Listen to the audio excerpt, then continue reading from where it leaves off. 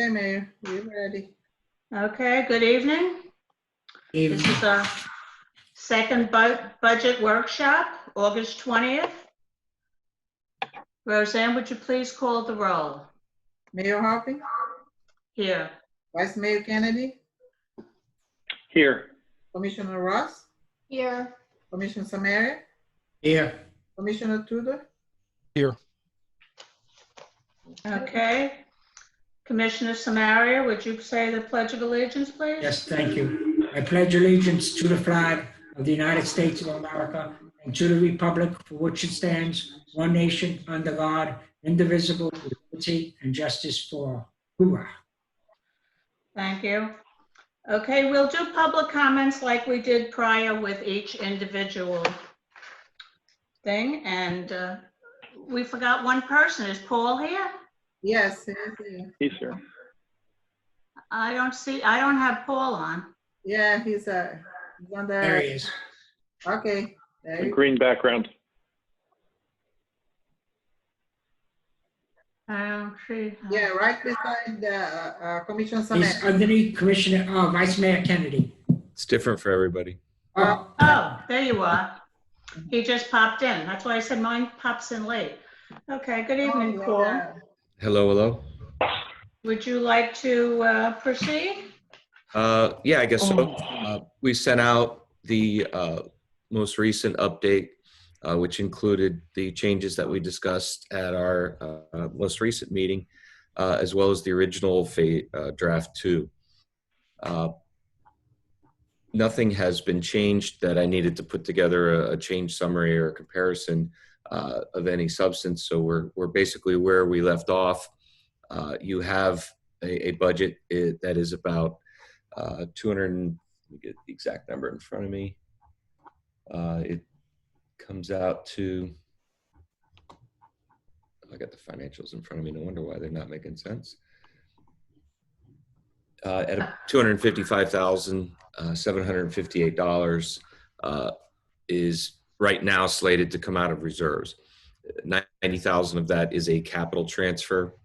There were a couple questions since the last meeting that I haven't, I don't know if I've answered, but Commissioner Ross asked about it was a group, the North Miami Foundation, the $2,500. That's Prove that. Yeah, that's in Parks and Rec under the seniors title. That's where that is identified. So if that needs to be relabeled, you can just let me know. Yeah, I think that's a different program that's in Parks and Rec. It was something that was going to be grown in-house. That was something we were eliminating out of Parks and Rec. It's totally different than what Commissioner Ross had suggested. Okay. And so when we put that into and labeled it the North Miami Foundation, it was confused when Isa and Sharon went through it. So that's the update I have for you. So if that has to come back in, we can do that. That's a different project then. So you're Very well. saying that they're going to remove from Parks and Recreation and bring back to administration? That's how it was presented to me, but if they're separate, I don't believe so. Isa's on, he can answer if the seniors program is intended to be budget for 2021. My understanding that it is not, and that is the $2,500 and it needs to go over into admin. Right. That's my understanding. That was right. Good. All right. So that's accounted for. So I'm open to, we've covered everything that the budget includes. So I'm open to the commission's input to begin what you would like to see as a final draft with the reality that you need to balance the 255,000. I mean, some of this, there's two ways to handle it. One is to sort of asterisk a number of expenses that add up to 255,000 and couch them until you get first or second quarter revenue projections realized. That's one way to handle it. And you could adopt this budget as is with those asterisks where there's a spending freeze on items A through Z that you identify when you adopt your budget. and then staff knows that your budget is not balanced because of these, and we can re-rack with authorization later in fiscal year because these are pretty heavy negative projections in revenue that are based on assumptions. So that's one way to handle it. The second way to handle it is the old-fashioned way, is to get out your red pencil or pen and tell me what you want as a group to remove. All right, point of order, Madam Paul? Mayor. I like to go. Commissioner Samaria? I'm sorry, Go I'd ahead. like to go over each of the departments again. Okay. That's my recommendation.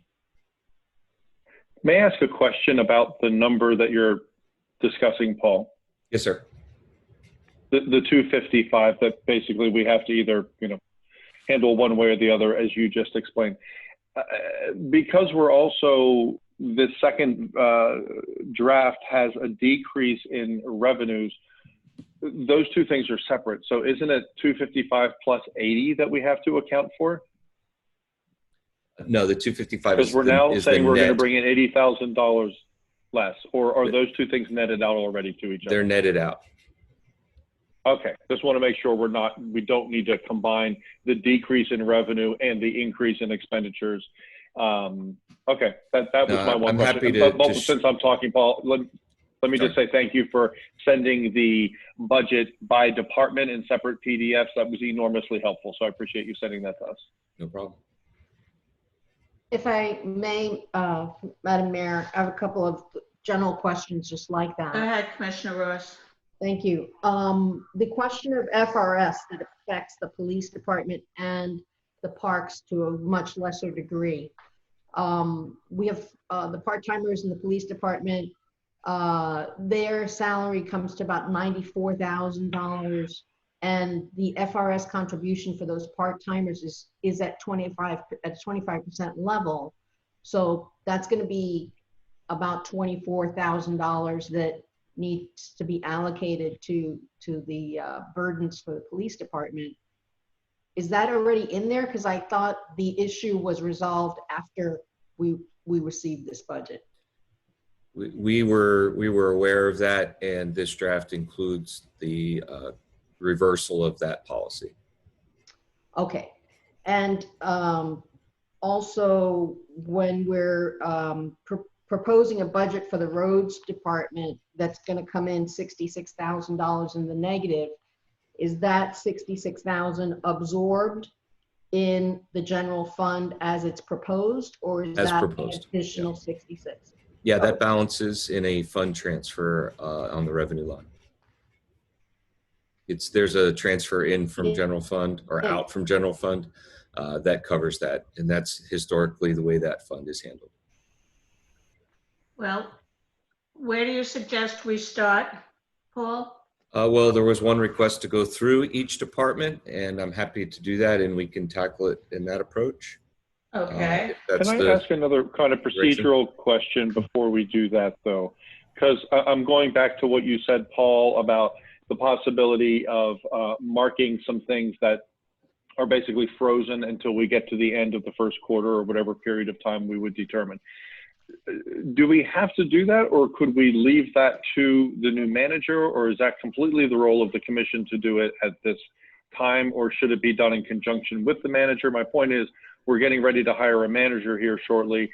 Should the commission that will be living with this budget and the manager who's spending the money, might we let them work that out? And just could we even do a shorter version of this and just basically approve it and we're going to have a new commission and a new manager here soon, and let them do that? Or do we have to do this now?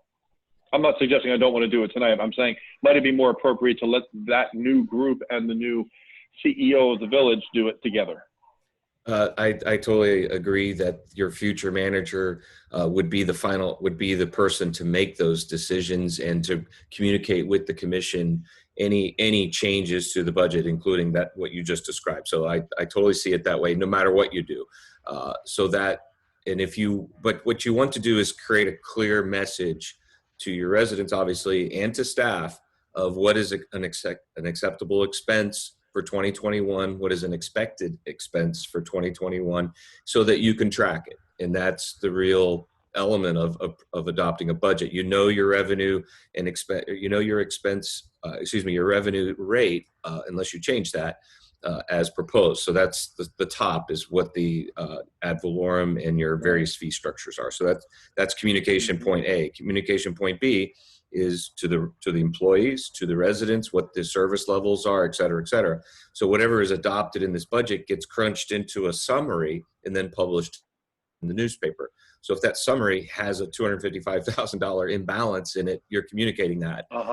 And I would discourage that. I would balance that in one of the two ways. You could balance them below the line and asterisk that these reserves of 255,000 are A, B, and C, and that's just my advice.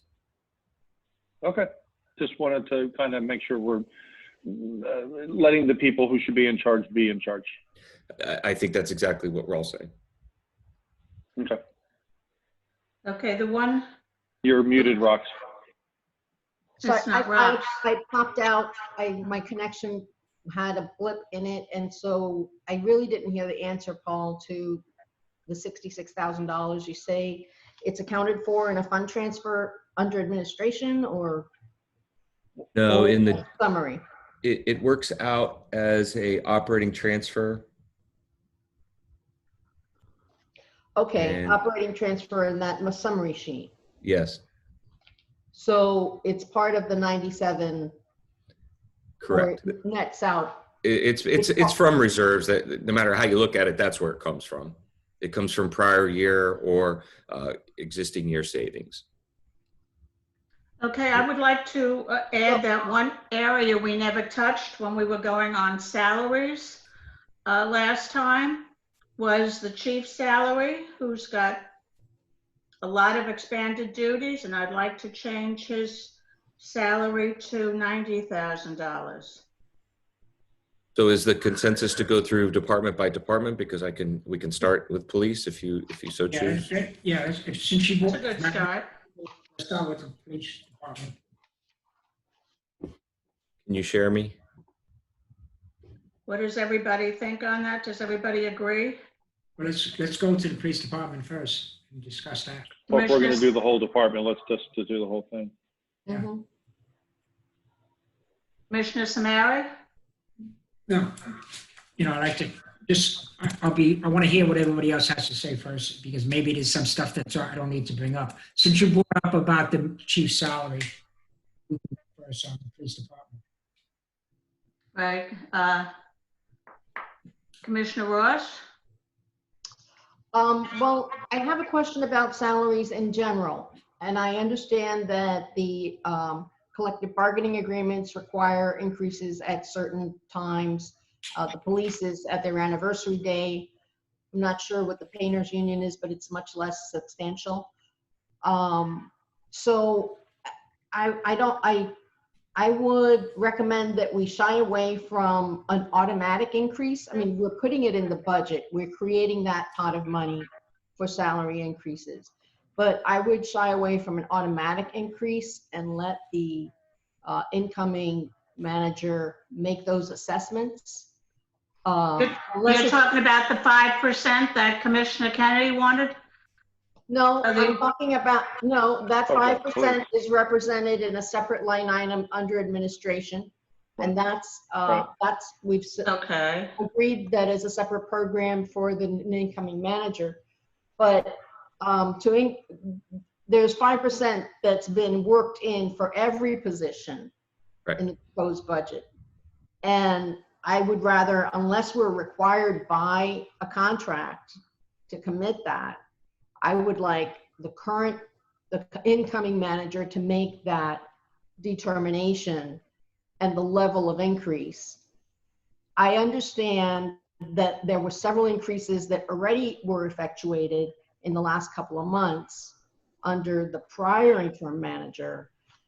And, I just feel uncomfortable automatically assigning that increase without the new manager making an assessment. You mean raising the salary of the chief? Madam No, Mayor, I'm not talking about the chief in particular. I'm talking about all employees in general. to automatically increase the October 1st paycheck, I think is unwise. And I would leave it to the manager to, as one of his first tasks, to make those determinations. The question of the chief, I understand that he's taken on, he's taken on a lot more responsibilities. In particular, the code department that we're now putting under his supervision. And he's the only one we didn't give a proposed raise to. well, what's shown here is from 76,650 to 80,480. Correct. That 4,000, maybe a little less than $4,000 raise, certainly does not compensate for the value that he brings. I don't know if 10,000 does it, but I would not be opposed to budgeting for it and then letting the manager, because these manager decisions determine what that's going to be. Madam Mayor, Okay. since the chief has saved the police department a lot of money, I agree with you. I would like to raise, if we raise the city manager's position from originally where we have it up to 100,000, I don't think raising it to 86,000 is going to hurt us anymore, since he is doing more than one job right now. Well, But I just want us to recognize that we're not giving the raise, we're putting the money in the putting the budget money, so that the manager could Right. access it. we're budgeting for that. Right. The Commissioner Tudor? Yeah, I'll just echo what I believe Commissioner Ross was, the point she was making, that I have no problem with budgeting a higher amount for some of these positions, which I think we probably should do. And at some point in time, I think whoever department manager is going to be should do a pay parity study to determine what our employees should be getting paid. But increasing the salaries, that's not an automatic raise. That should be when a manager comes in, he now has more of a The pot option. to work with. So, we could budget 86 in here, but the manager may come in and decide that he's going to just go with 82 or 83, but we should have some room in there where the manager has a little bit of flexibility. But Right. just clarifying, Paul, correct me if I'm wrong. For the chief and the two commanders, the raise comes on October 1st because they are not on the PBA agreement. Right. That's really one of the takeaways from your budget adoption process, which I am recommending, is a pay increase freeze until that first quarter or later, and the new manager would be the person to just establish that that's happened and then bring it back to commission. And I would definitely leave this budget with some controls in it because of the uncertainty. The biggest control you have is the 2021 raises for salaried, not for exempt salaried positions. Commissioner Kennedy? A couple of things. So someone just clarify, because I'm hearing conflicting things. So except for the people in the unions, are these raises all effective October 1? When we pass this, whatever we budget for each position, is that an automatic pay increase, pay adjustment, whatever it is, that happens automatically on October 1st? Yes, and for Unless we do what Paul is suggesting and put a freeze on it for the first quarter? and except for the police, they don't get automatically on October 1st because they get Right. They have the step increase, the anniversary date. There's a separate, right, but everybody else is just an automatic on October 1st. Yes. Okay. And are we permitted to do what Paul was suggesting we might do, which is to budget for them, but put a freeze on it for the new manager to come in and make them effective? Are we allowed to do that? Are we allowed to set a budget that says that? I believe so. Paul, somebody? Okay. Yeah, I think we should.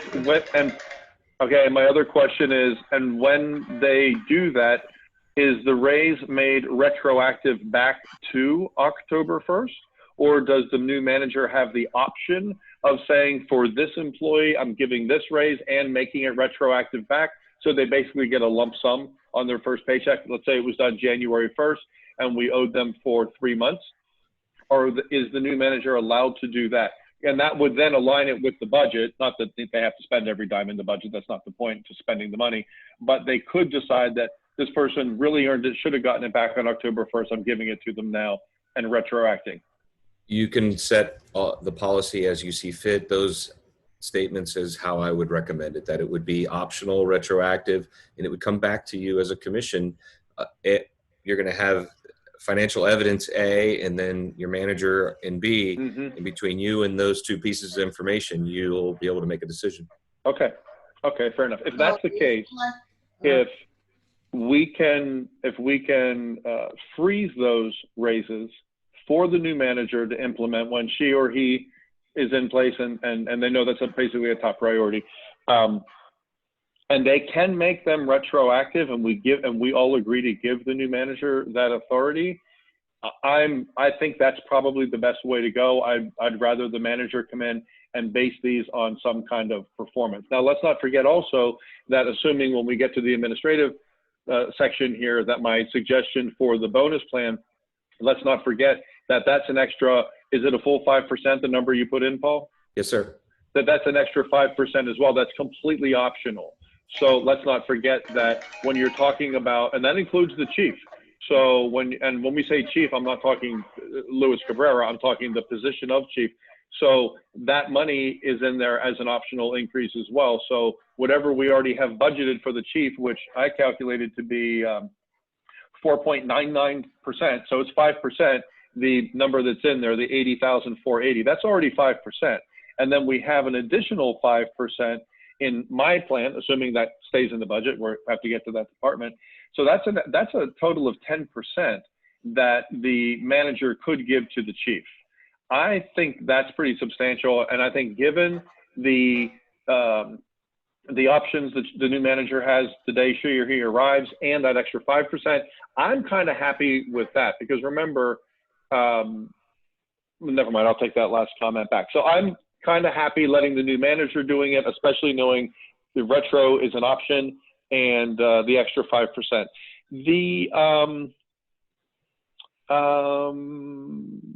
That's it. That's all I want to say about that.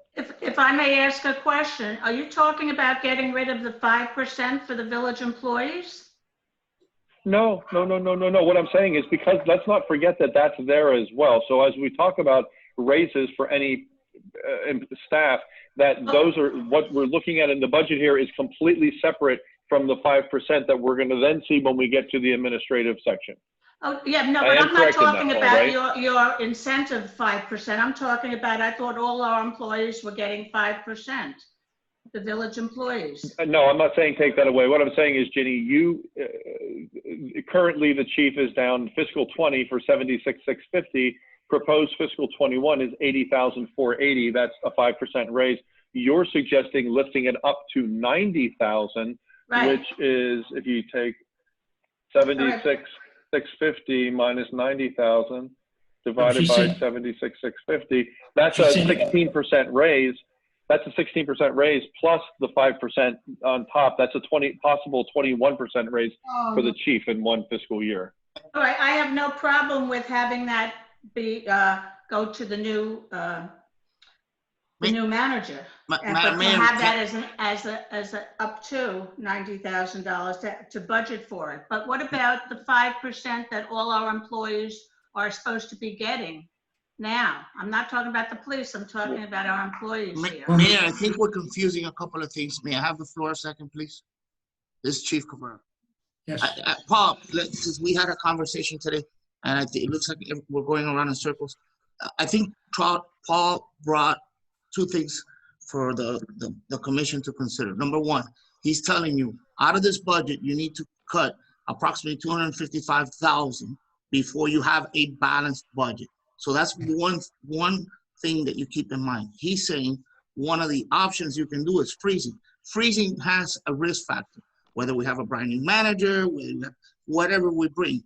Because if the revenues don't come in as projected, if we begin to have more expenses, then you're still going to have to go back. You may have a budgetary issue. So I think the point that's trying to be driven, and it's get away from the 5% and the cheese thing and all this, is that we have a deficit right now of $255,000, which what he's recommending that we address, and at the same time table all raises, correct me, Paul, because we had this raises and capital projects till January, February, where you can determine if you're getting the income from the state or any revenues that can offset some of those expenses. Am I correct? Yeah, that's generally the option. If you were to freeze the capital project and the two 5% raise options, one is an incentive program, the other one is built in to your labor costs throughout the budget, they actually both add up to almost exactly $260,000.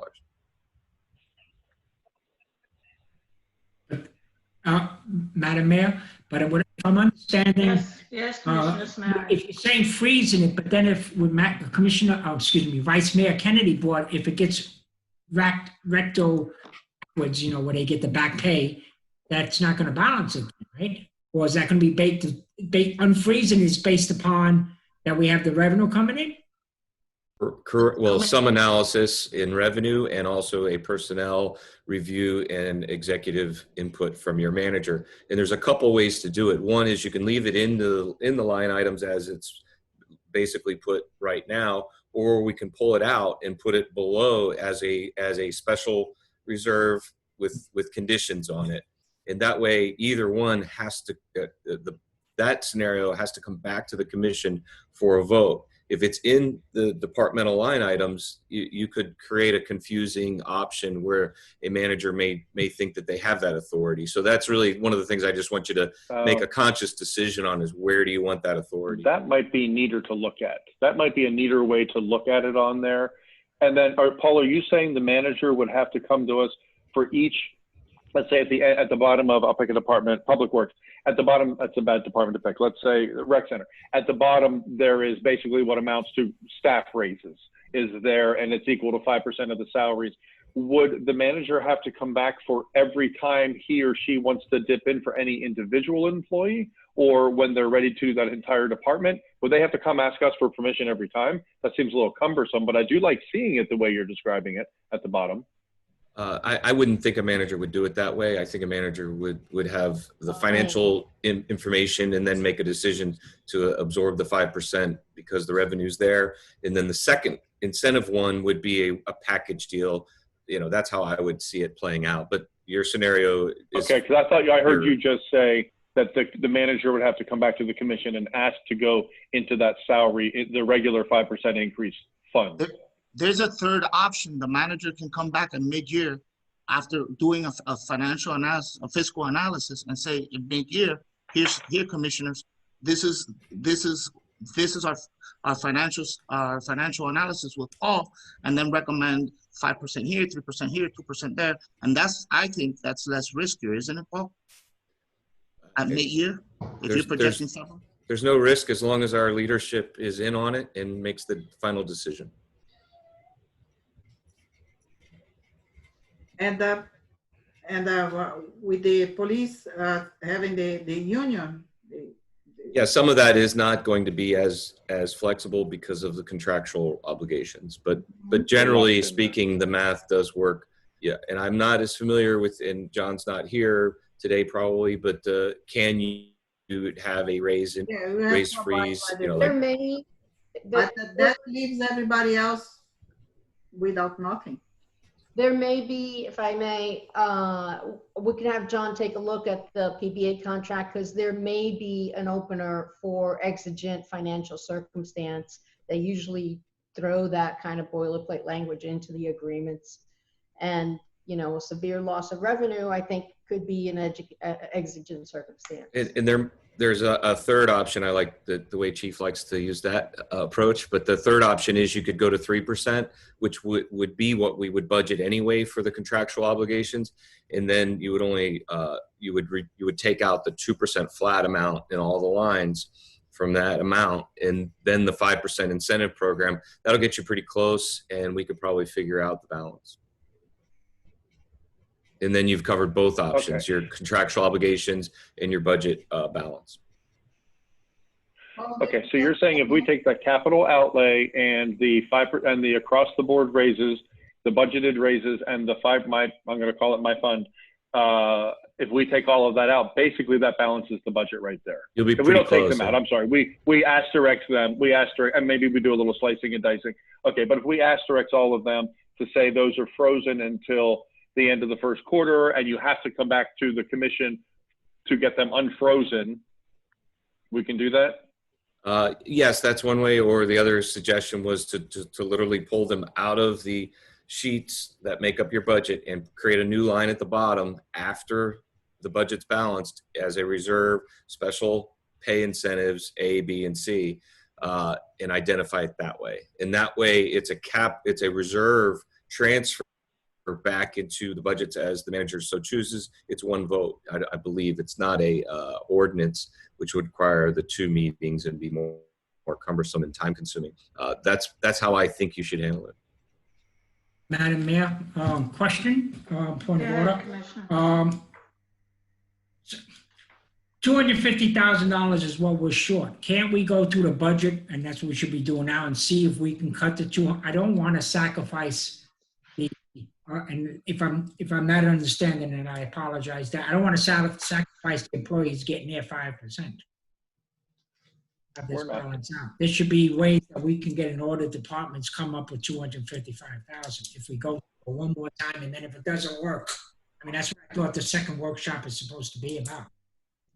I think maybe we could take both approaches, like Commissioner Smary's saying, and also Paul's recommendation. Yes. In order to pool the funds that would make up the deficit.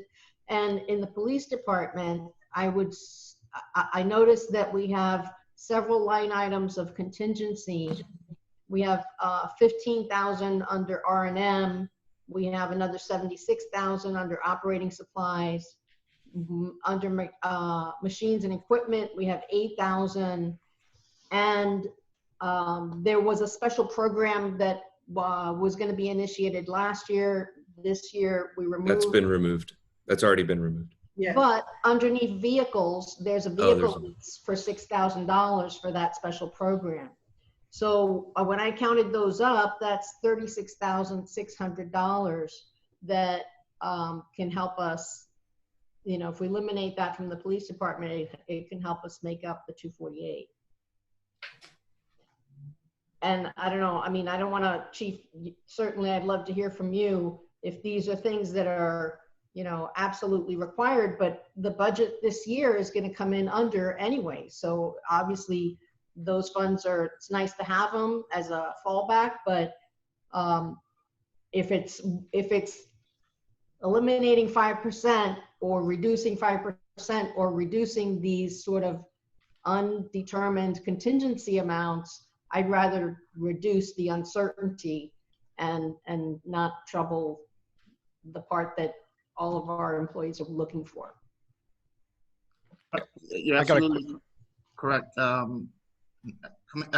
Commander, can you explain each of the items, and then let's provide the commission some options, the cuts that we identified. Can you explain the line items that Commissioner Ross just went over?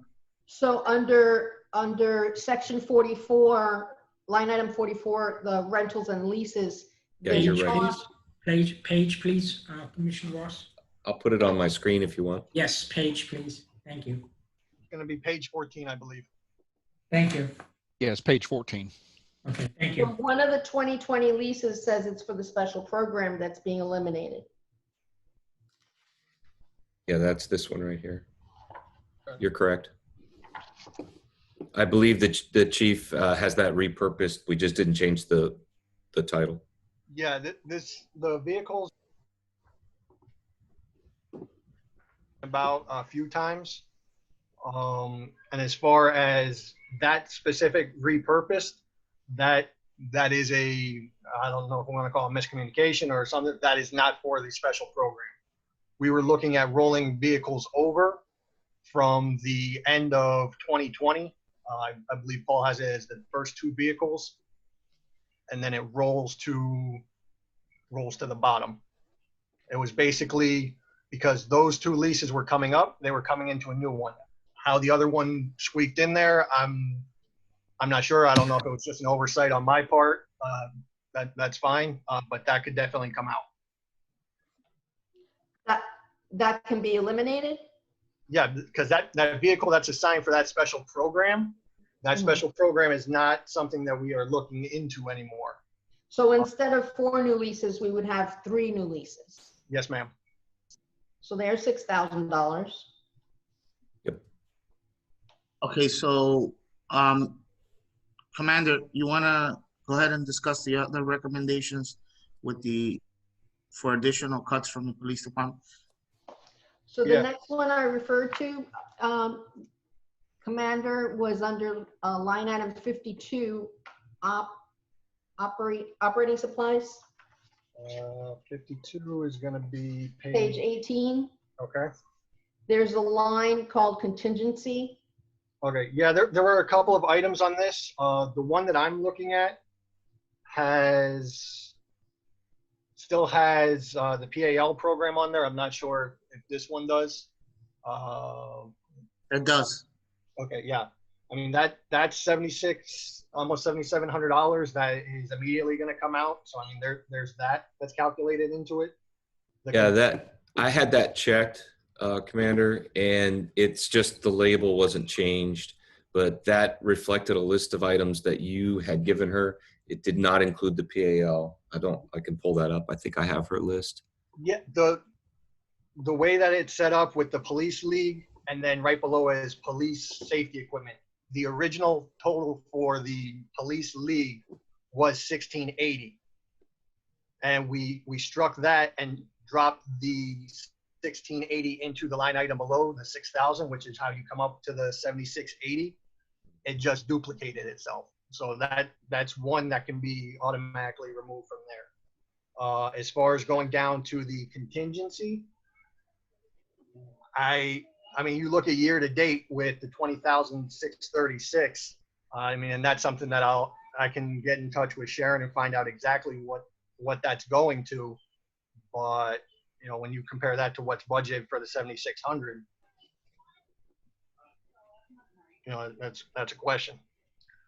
Something else that we were looking at is the server / system backup, which is the second to last on that. That was something that was brought to our attention from our IT company, that a lot of police information it's unable to be stored on the cloud because some of it is sensitive. So they recommend having something on scene. That is a rough estimate of what they were looking at doing. I know that the chief, Commander Roman, and I were discussing other options as far as, you know, external hard drives and manual backing up and stuff like that. So if we need to look at removing that is an option as well. And that's another 8,000. Where was that again? So I can put it up on my screen for everybody. That's page 18. Line 52. 52.000, and it's the second from the bottom. The server and system backup. 8,000. And the server can come from contingency, right? Commander? I mean, technically it could, yeah. Because it's one-time expense. Yeah, it would be a one-time purchase. Mhm. So I mean, technically it could come from it. You know, these are recommendations from the IT. These are what, you know, they thought, hey, this may be something that you would want to look into. So that's why, you know, we put it on, present it to you guys to, you know, make the ultimate determination in it. So to summarize, Nick, you believe the contingency, or excuse me, the police league is a duplication that can come out? Yes, sir. 7680 should be Zero. be able to come out of there immediately. Yeah. Okay.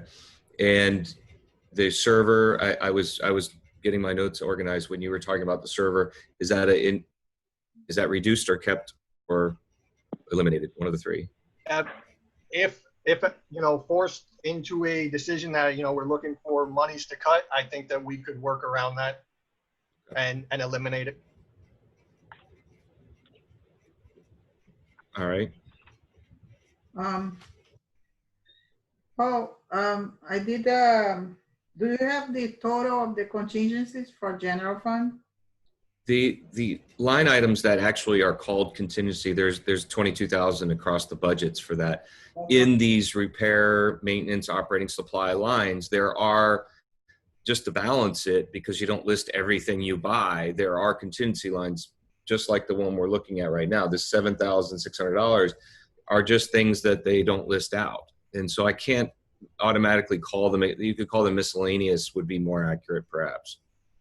And I have another question, in regards. So I wouldn't point at those as a easy to remove option, other than in the admin budget, there is a $21,000 contingency, but historically that's the one department that has always needed that contingency. No, I'm not talking about removing, I understand that. I'm talking, my other question is in regards the generators on the capital outlay. Can we work something out on the generators? But we're talking about the police budget right now. Yeah, can we stick to one budget at a time, please? I got it. Okay.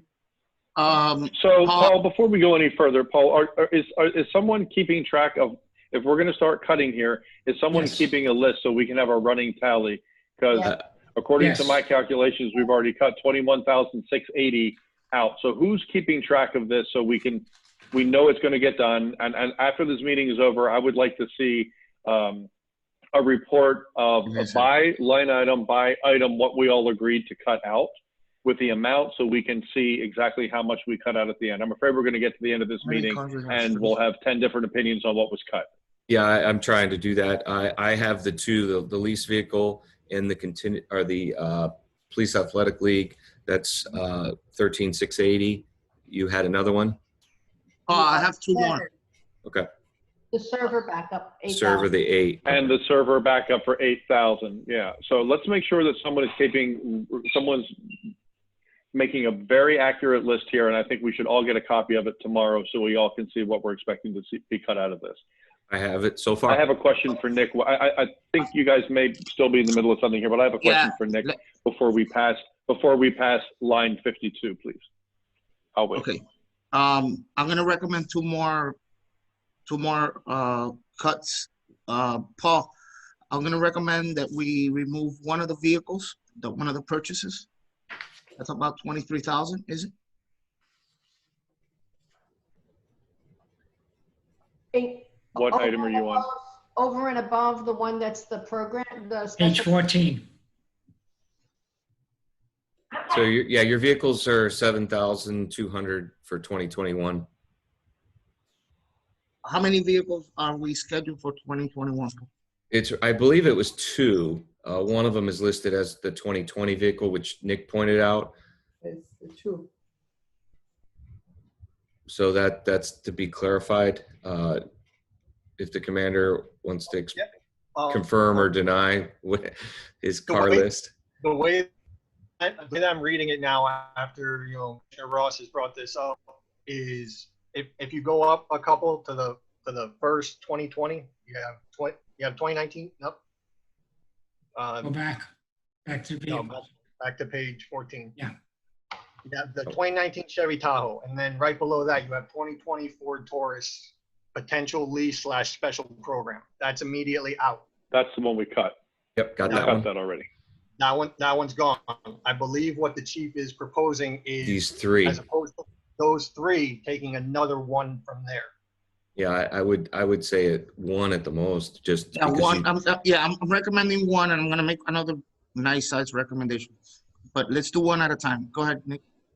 Yeah, I don't want to see you get into an age fleet problem again, No. and that creates more expenses. So Yeah, which we've all experienced before. We've seen how that happens. But again, it's rolling over the 2 vehicles that end in September, which are the 2 2020 Ford Tauruses, and to the 2021 Ford Taurus potential lease net resale. I mean, I believe, again, what the chief is talking about is rolling the 2 that we were intending to, and as opposed to adding that additional vehicle to just striking that out. so drop 1. So now you're talking about, was it 6,000 and then 7? 28, 880. So you're talking about 6,000 and one 7,200, correct? Yep. 13,000 something. Yeah, 13,200. I've already got that one counted, so we're not counting it twice. Okay. You're at So- 28,880. Okay, I'm gonna also recommend with a contingency, that we eliminate from the overtime budget 10,000, only if we can hopefully get past that, get that part-time position that I'm requesting. That should be Because fixed. I would be able to make up the monies there. Okay, and you know, that's gonna be important. Okay. So what I would recommend then, Chief, is you to just ballpark a round number that you're comfortable reducing this, that you'll be able to hit, like 10,000 or something along Yeah, those lines. 10,000, I said 10,000. Yeah, I'm sorry, Paul, I apologize, 10,000. I guess I'm confirming the logic that that's what you're doing. Yeah. And you'll manage back into that like you always do. I get it. Yeah. Okay. So what's that amount? To 50 or 40? It's 38,880. 3880? No, that's taking the 50,000 that's proposed, dropping it to 40.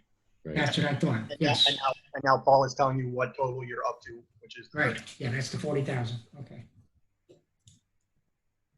Commander, Okay, is so there I'm any- going to ask just a kind of procedural. I'm going to make a procedural request here. We're bouncing from worksheet to worksheet and throwing Yes. figures out all over, and I'm going to get confused, and I know everyone's going to get confused, and I don't want this meeting, this workshop to end with everyone having a different opinion of what happened.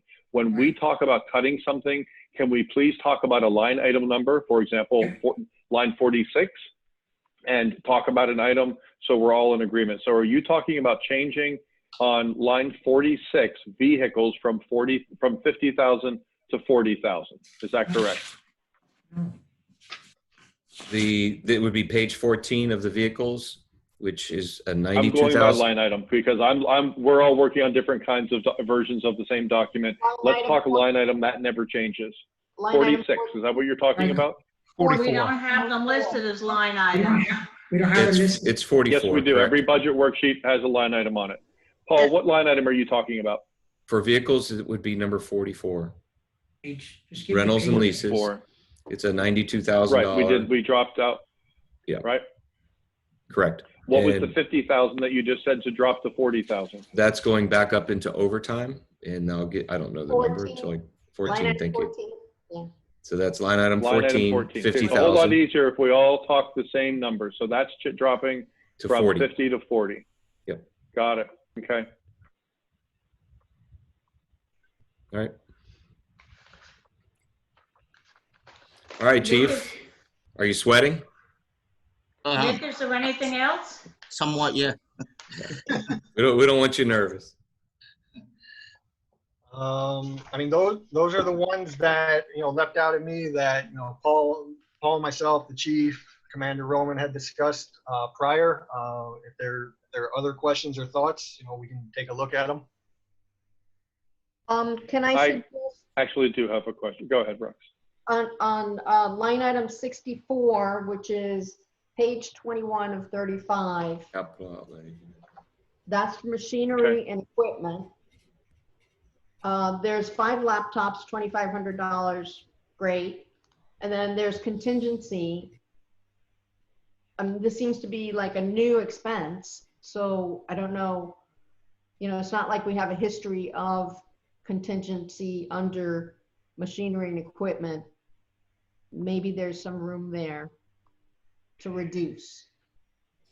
Yeah, I mean, Paul, that looks like it was a carryover from last year. Yeah, it is. Is there something specifically that we had budgeted for that we didn't purchase or that we were looking to do? Was that a service with the equipment, or? I have no idea. I just, Okay. it I was saw that- originally a laptop, and it probably just we left it as a contingency with no specific purchase identified. The first thing that occurred to me was bulletproof vest, but that line item is under another. Yeah, that's already included. Yeah, is it possible that was going to be a project of some sort? I wouldn't know. Okay. Nick, it could also be that when we purchase the laptops, we have to deal with the our IT provider. Your licensing. Yeah, and the licensing. So, but that's fine. How much is that? I can't. That's 8,000. 8,000. 8,000, Why don't we split that in half? 4,000? Yes. Okay.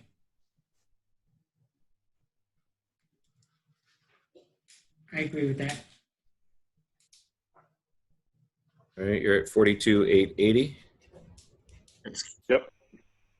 Let's keep going. Okay, can we go back to, I have a question for Nick, please. I guess it's for Nick. Let me go back here. We may have talked about this last meeting, so apologies if it's a repeat. Go back to 52, Nick, line item 52, operating supplies. You have tasers in there for $7,500, and you had it in for fiscal 20, but none of the money was spent. What's that all about? Okay, the taser program, we had purchased new tasers, and the only people that we as police can buy from is a company called Axon, which is formerly Taser. They bought them outright. On that program, it is called the Taser 60 program. So basically, we are leasing. Basically, what we do is the same thing as the vehicles. We lease them for 5 years, 60 months, and at the end of it, we own them free and clear. While they're under that for the 5 years, they're covered under warranty. Any updates, if something breaks that wasn't an officer basically throwing it on the ground or driving it over, something that's an officer's fault, they will replace it. Those tasers have been purchased. Why it shows year to date that they have not, that money has not been used, I'm not sure, but I can tell you that the officers are equipped with it and we have made a payment on it. So do we need to have it in there every year? Was that a one-time thing then? No. Because if you're saying we lease them until we own them, are you saying we now own them? No, we just started this past year. The 7,500 is for, I believe it's 15 tasers, 2 cartridges per taser, and the program over the 60 months it comes out to approximately $7,500 a year for the 5 years. You still pay. We have just completed year. So it's the zero, the year-to-date zero is what's incorrect. Correct. That is correct. That is incorrect. Unless it was spent in the month of July, okay, or August to date, okay. Okay, that's my only question. Thank you. That may be some of the 20,000 that's in contingency. Very possibly. Okay. This word contingency all over the budget is very loosey-goosey. I'd like that in the future for next year, whoever's doing this next year, that this be tightened up with some explanations and things. It seems like there's a lot of question marks about contingencies. Well, Commissioner, remember, and I agree with you. I think that's something in the future we have to work on. But this year we put it in there. I noticed we put the COVID supplies, but last year we used it a lot of it out of contingencies, which we're now putting in under the CARES Act. Getting into contingencies, says 20,053. What is that? 636? 20,636.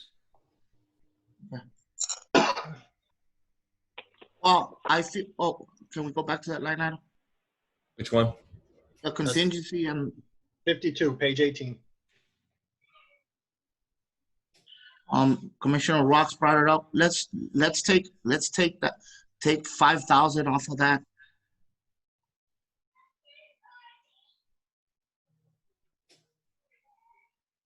So that would be 2,600?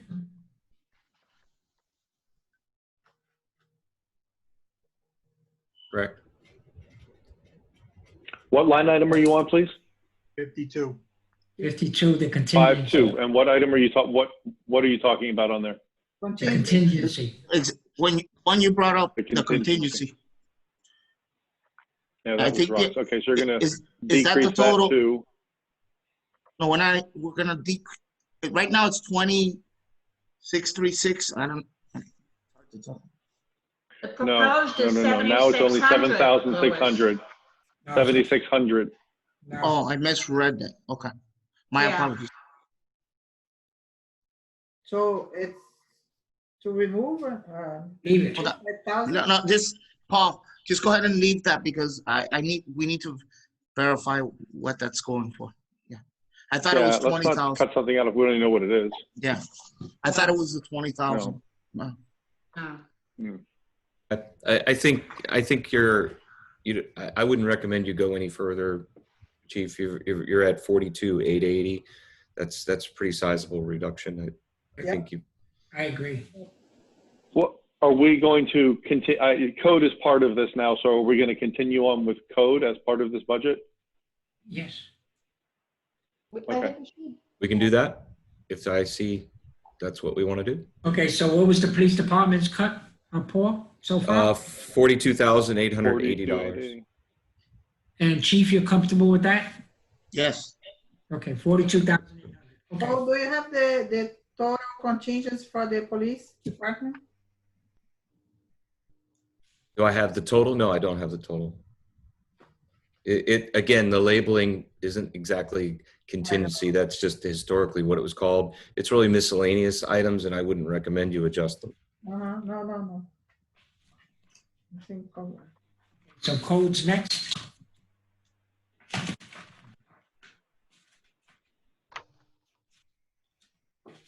So Go ahead. in the code department, there were just two contingency items. One was under line item 49, 2,000. Yeah. contingency, $2,000. And then under line item 52, there was operating supply 1415. But my sense is now that this is moved over to the police chief and his supervision, I'd rather leave it in there in case he finds efficiencies or better ways of doing things that could make it a more effective department. Those are the only two pieces I thought we could cut, and I think better to just leave it that way and let the chief, rebuild.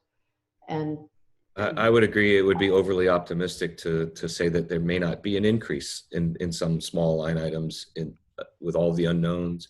It's unstaffed, so definitely. I would leave that department alone. So it'll be 0 for code. Okay. If someone else had a suggestion, I'm happy to listen to it. No, I agree with you, Commissioner Ross. I wasn't going to suggest anything. I wanted clarification on line 52, the implementation of the new code program. So I'm there.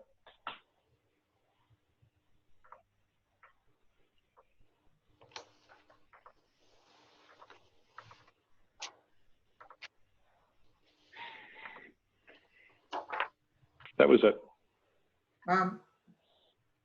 If I may, Chief, on the code, you still need 2 employees, 2 code officers? Chief?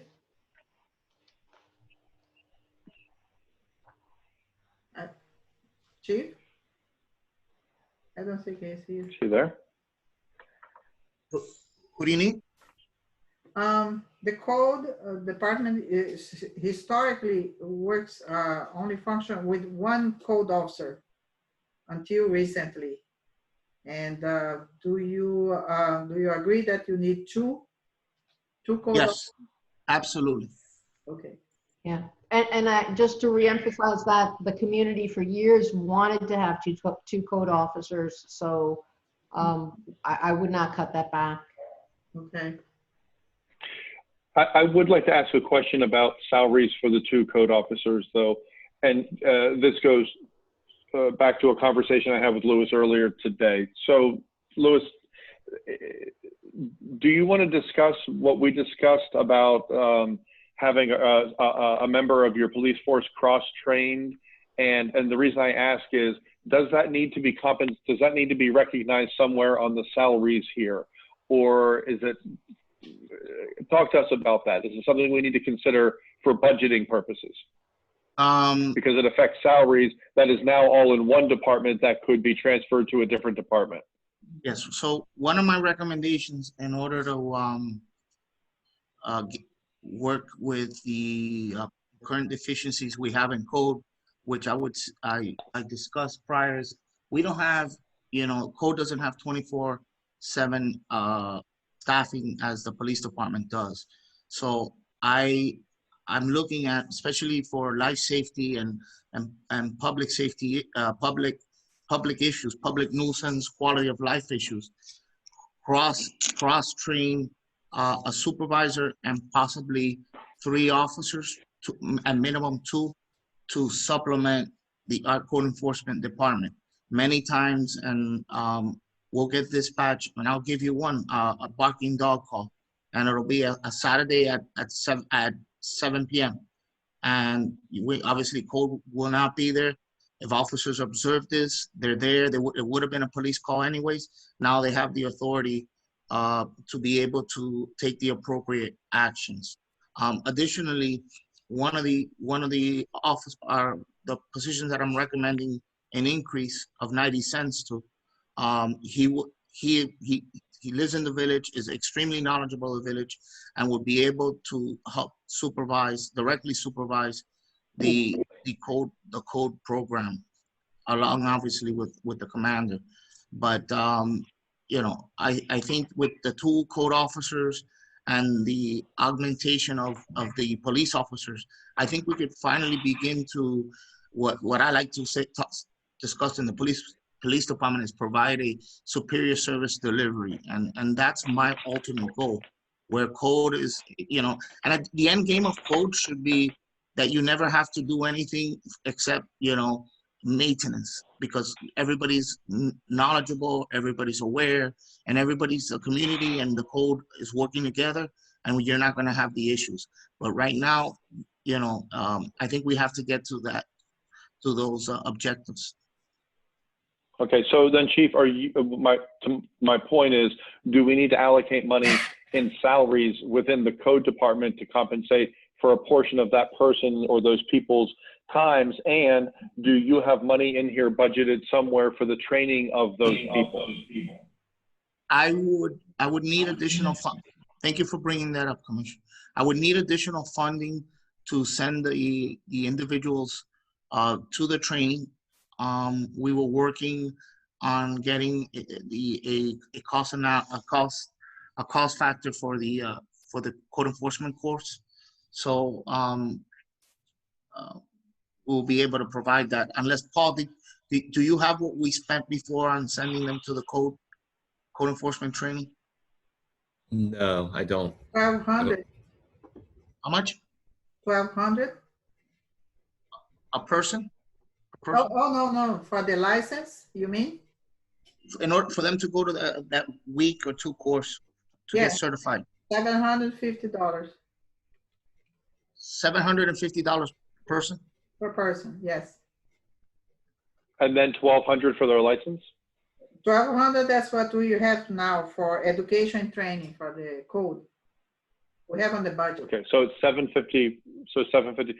So, Chief, would some of that fall under item line 52, implementation of new code program? Is that what you intend that money to be set aside for things like training those new people? Yes.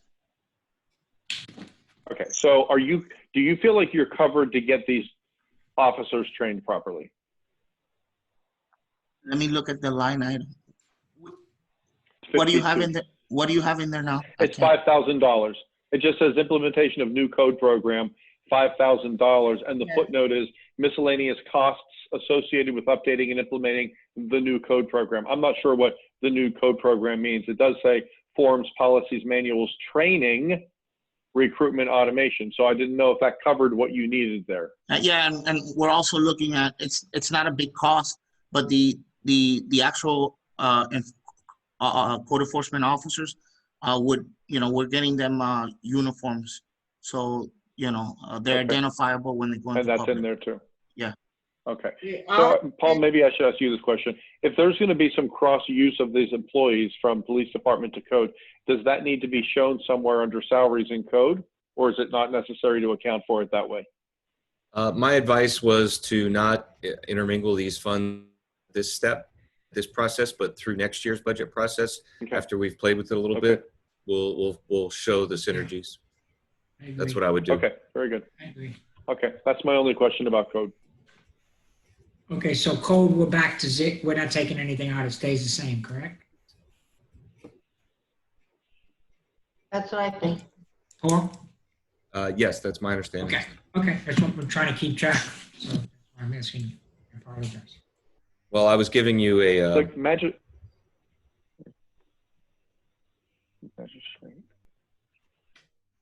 Did we leave the magistrate in here? Oh, there it is, line 31. It's zeroed out, but it's still there. Good. I wanted to make sure we didn't lose that word. I was just going to put some quick math up for you guys. Okay, So you can see the incentive program is 73,373. The capital transfer is 90,000 under the police department. These numbers added up to 4280. That's a total of 206,253. So I'm trying to keep up with you. Awesome. Hope that helps. Mhm. That's awesome. Thank you. This And this is what you'll send to us after the meeting. Yeah, I'll spell out the words. okay, good. Paul, that Fine. incentive that you calculate in 73 is for the administration only, right? 'Cause I- That's where all of the money was put. All of the whole 5% incentive program was put in the admin budget. So okay, when we but get to the admin budget, we won't count it twice. Paul, Paul, when you dress this up to send to us, the spreadsheet that you're using to tally right now, Boy, I'm echoing. boy, I'm echoing in my own ear. I don't know why that's happening. You Is have anyone else Is hearing anyone that? else hearing that? Yes, Two people are talking. one of the, Roseanne, yes? I can't understand you. Go ahead, you were talking first. No, Paul just answered my question. The 73, the You incentive got it. is for the general fund. Okay. So, Paul, can you hear me? Yes, sir. Okay. So when you send this Excel to us, would you do me a favor, please, or do us all a favor, and put the line item next to each one of these? That makes it so much easier to be in the right budget. So put the department, the item, the line number, and then we're all talking the same language, please. Got it. Thank you. okay, what's the next department? We can go to admin, if that's agreeable, since we sort of just started talking about it. Go to where, I'm sorry? Administration. Administration.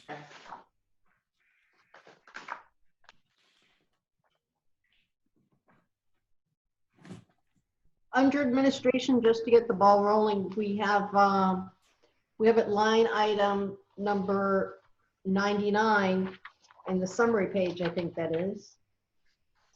That contingency of 21,421. And I understand that's just a balancing number. It's not that we're actually earmarking that contingency. Is that right, Paul? Correct. It's historically just a balancing for the whole budget, and it goes there, and it's usually where it is most often utilized without having to go back to commission for a budget revision. Right. So, I mean, if we zero that out for now so that we can reduce the deficit, and then whatever we end up with in the end, that's the number that'll be there. I have two ideas, if you don't mind. And also, I had one other area where there's a contingency noted under line item 31, professional services. And for those looking at the page numbers, that's page 9 out of 25. Thank you. So year to date is 0. Adopted last year was 25, and it's being rolled over for 25 again this year. I think my recollection is that that was money that was set aside for attorney's fees because the attorneys at the time thought that we would need that kind of cushion. Yes. And so we've already increased the attorney's fees line item to 85,000. I don't think that we need that 25 in there. I agree. I thought that was being taken out actually when we increased the attorney's fees. I think it should be. Should be taken out. Yeah, I think so too. I'm watching the screens for nods. I don't. Yeah, when no, I agree. I think that should be taken out. I don't see anybody throwing their arms up saying no, hell no. So I'll go for it. So that's 25,000 there. And commission, if I may, Go ahead. on the full-time clerk, village manager assistant, line item 12,000. It is put like a full-time, and prior of that, it was a part-time. Having a manager and a full-time manager, full-time clerk, and the full-time administrative assistant that we have now, I don't think that's necessary. It's by the new manager to decide what they need. Because Well, they'll make the hire, certainly. I'm sorry? They would make the hire, certainly. So because it's in here doesn't mean they're required to do it. We're budgeting for it, so she or he can decide if and when they want to, they can fill it. Yeah, what I'm saying is not necessary. That could be eliminated for now. And then the new manager decide for the next year. But also, on that same page is the 73,000 personal assessment program. That we already eliminated. Excuse me? We already eliminated. I have that on the No, we list did so not. far. Which Yeah, I don't page? think we We're not agreed. eliminating it. I don't think we agreed. We just put it aside as. Just put aside. I'm sorry, I used it. Right. Yeah, I think that's good. I don't think that's necessary for business. I think that's necessary for salespeople, but I don't think we need incentives on that. Which page is that? Well, it's not incentives, Ginny. It's not incentives like you would give a salesperson. We're calling it an incentive program. If another know, word makes you more comfortable, come up with a different name. I It's a know program that, for- but I think that that's a manager's job at the end of the year after they do examine all our employees. I don't think that. Well, we of course, need- it's the manager's. Okay, And but that's the the end of manager the can't year. do it if we don't have money in the budget for it. That would be a new budget at the end of the year. Well, that's also Like where this is the extra money is gonna come for the chief's increase. I think Exactly. that's also where he's gonna be able to dip into. Which page is that, please? It's page 3 of 25 in administration. Thank you. If I could comment on what Roseanne was saying, I think that we shouldn't eliminate the clerk assistant entirely. Maybe if we don't make it a full-time, we get to reduce the health insurance for a full-time person. But I think that we should budget at least for a part-timer, and that way it gives the manager the flexibility to dip into that pool of money to get the staff that he thinks he needs, or she thinks she needs. So Roseanne, what do you think if we reduce that instead of a full-time and make it a part-time for 25,000? That's 10,000 gain that we save, plus we save the health insurance component, which I think is another like $8,000. But for part-time, we don't have a health insurance. Right, so part-time, we don't have health insurance, we take out $8,000 for the health insurance, and we reduce this from 35 to 25 for a part-time position. 25 is still a little high, I believe. Well, if it's part-time, then it's hourly, correct? Yeah. Right, So if we leave it at 25, doesn't mean it'll all be spent. The manager, when the manager decides to make this part-time hire, then someone, whoever is managing this person, the clerk maybe, I don't know, will determine the number of hours that are needed on a weekly basis, and it'll basically become a not to exceed amount. So if we do what Rox is suggesting, which is a very interesting idea, reduce it from 35 to 25, get rid of the health insurance, and it will affect some other numbers in a smaller way, but it'll be a not to exceed amount, correct, Right. Rox? Is that what you're saying? yeah, that's what Yeah, I like that idea. I think that's a very good compromise. I'm trying to reduce here, and I believe if you go to 19,000, it's going to be enough. But it's up to the commission too. Yeah, I personally think you should leave it in there for budgeted for the full-time position. Just my experience over the years has been that we probably could have used somebody in that position. So we don't have to fill the position. We could fill it, part-time, but I would leave it budgeted for the 35 and allow the whoever the permanent manager is to make that determination. I agree with you, Commissioner Tuda. If Well, you then would why like don't we it, do this? How about this? How about if you keep it at 35, to Will's point, but change the wording of it, the description there, to part-time. So keep the amount in case, it's needed, but change it to a part-time position, and then it really is a not to exceed amount. And if there's the need for it, then they can make it a full-time position. That way you kind of have the best of both worlds. But I believe that what we are trying to do here is balance the budget. Yeah. And in this case, Yeah. we can have a reduction, and instead of putting the money on a presumption position that's going to be filled in the future, I would rather give the COLA, at least the cost of living raise to the employee that are working currently. so it might help to do a quick review. Mm-hmm. If you put the generator plus capital project at 90,000, the incentive program at 73,000, the two contingencies in the admin, and I put the line in there because while we were talking, and then the 6 items from the police department, that's a total of 252,000 already. The salary discussion of 5% across the board for everyone, if I put that down to 3%, that's another reduction of 44,000. You're at 290 plus. So you may not need to cut that as deeply so quickly into the minutia is sort of why I wanted to do this quick overview. And the 3% will go for including the police department? It's across the board. That's what we would have budgeted, but last workshop, everyone suggested let's raise it to 5, sort out the pay with the collective bargaining units, and that would give exempt people the 5% as an option.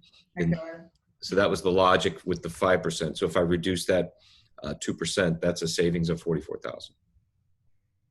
Yeah, I'm fine with that. I think especially with everything that's going on and the uncertainty, I think even reducing that to what we typically, the 3% raise, and having that 2% that the manager can use to increase as he sees needed. Yeah, so if I were to number these, line item 1, 2, and 3 would go into that optional manager financial status line below the budget. Okay. If you go to the... So what did we decide about this manager clerk assistant? I think that if we call it part-time, then we save the $8,000 on insurance, and we still leave the Right. manager the discretion to spend on the salary. Yeah. I think it's a good compromise. Let the manager figure that out. But as soon as you make it full-time to part-time, we save $8,000. And it's a not to exceed amount. It's not all going to be spent. Well, first of all, it's not going to happen until the manager gets here anyway. And that's not going to be for, till whenever. So I think the good compromise here for everyone's different opinions is leaving it at 35 and making it a part-time position, saving the health insurance money. That's what you're suggesting, Rox? Or you're Yes. agreeing with? I think that is a fair compromise. Okay. And it should be noted that the first time we looked at the budget, it was a part-time position. Yes, it was. Yes, it was. And it was 19,000.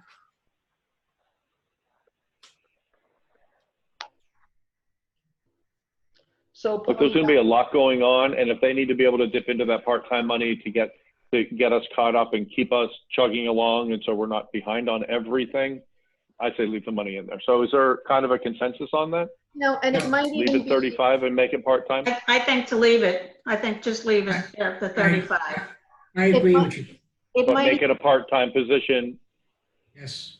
It might even be 2 part-time positions if we need people with different tools, skill There you sets, go.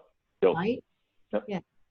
Well, couldn't you just put P/T next to both of them and it might be part-time? And this way just leave it at the 35? Right. that's what we said. Leave it at 35, make it part-time. Yes, change the language. But then, Paul, on your spreadsheet, you can add whatever the health insurance contribution is. Now that it's a part-time position, you can add that to the spreadsheet that you're keeping track of. Already did. Okay, awesome. Thank you. I can't see it. It's so tiny. Sorry. Okay. On the, No, it's tiny on my screen. Oh, I can't buy you a screen that fast. Sorry. No, it's just that I have 3 other things open. We're good. Okay. That's as big as I can make it. Okay. I have on the professional services, I have some questions also. 31,000? On page 9, okay. Yes. Right. 95.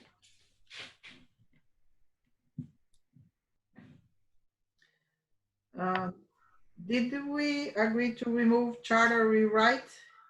I thought, I thought that's what we did. yeah, I thought we yesterday. did. I thought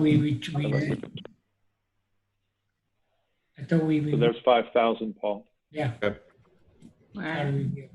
And another line here is the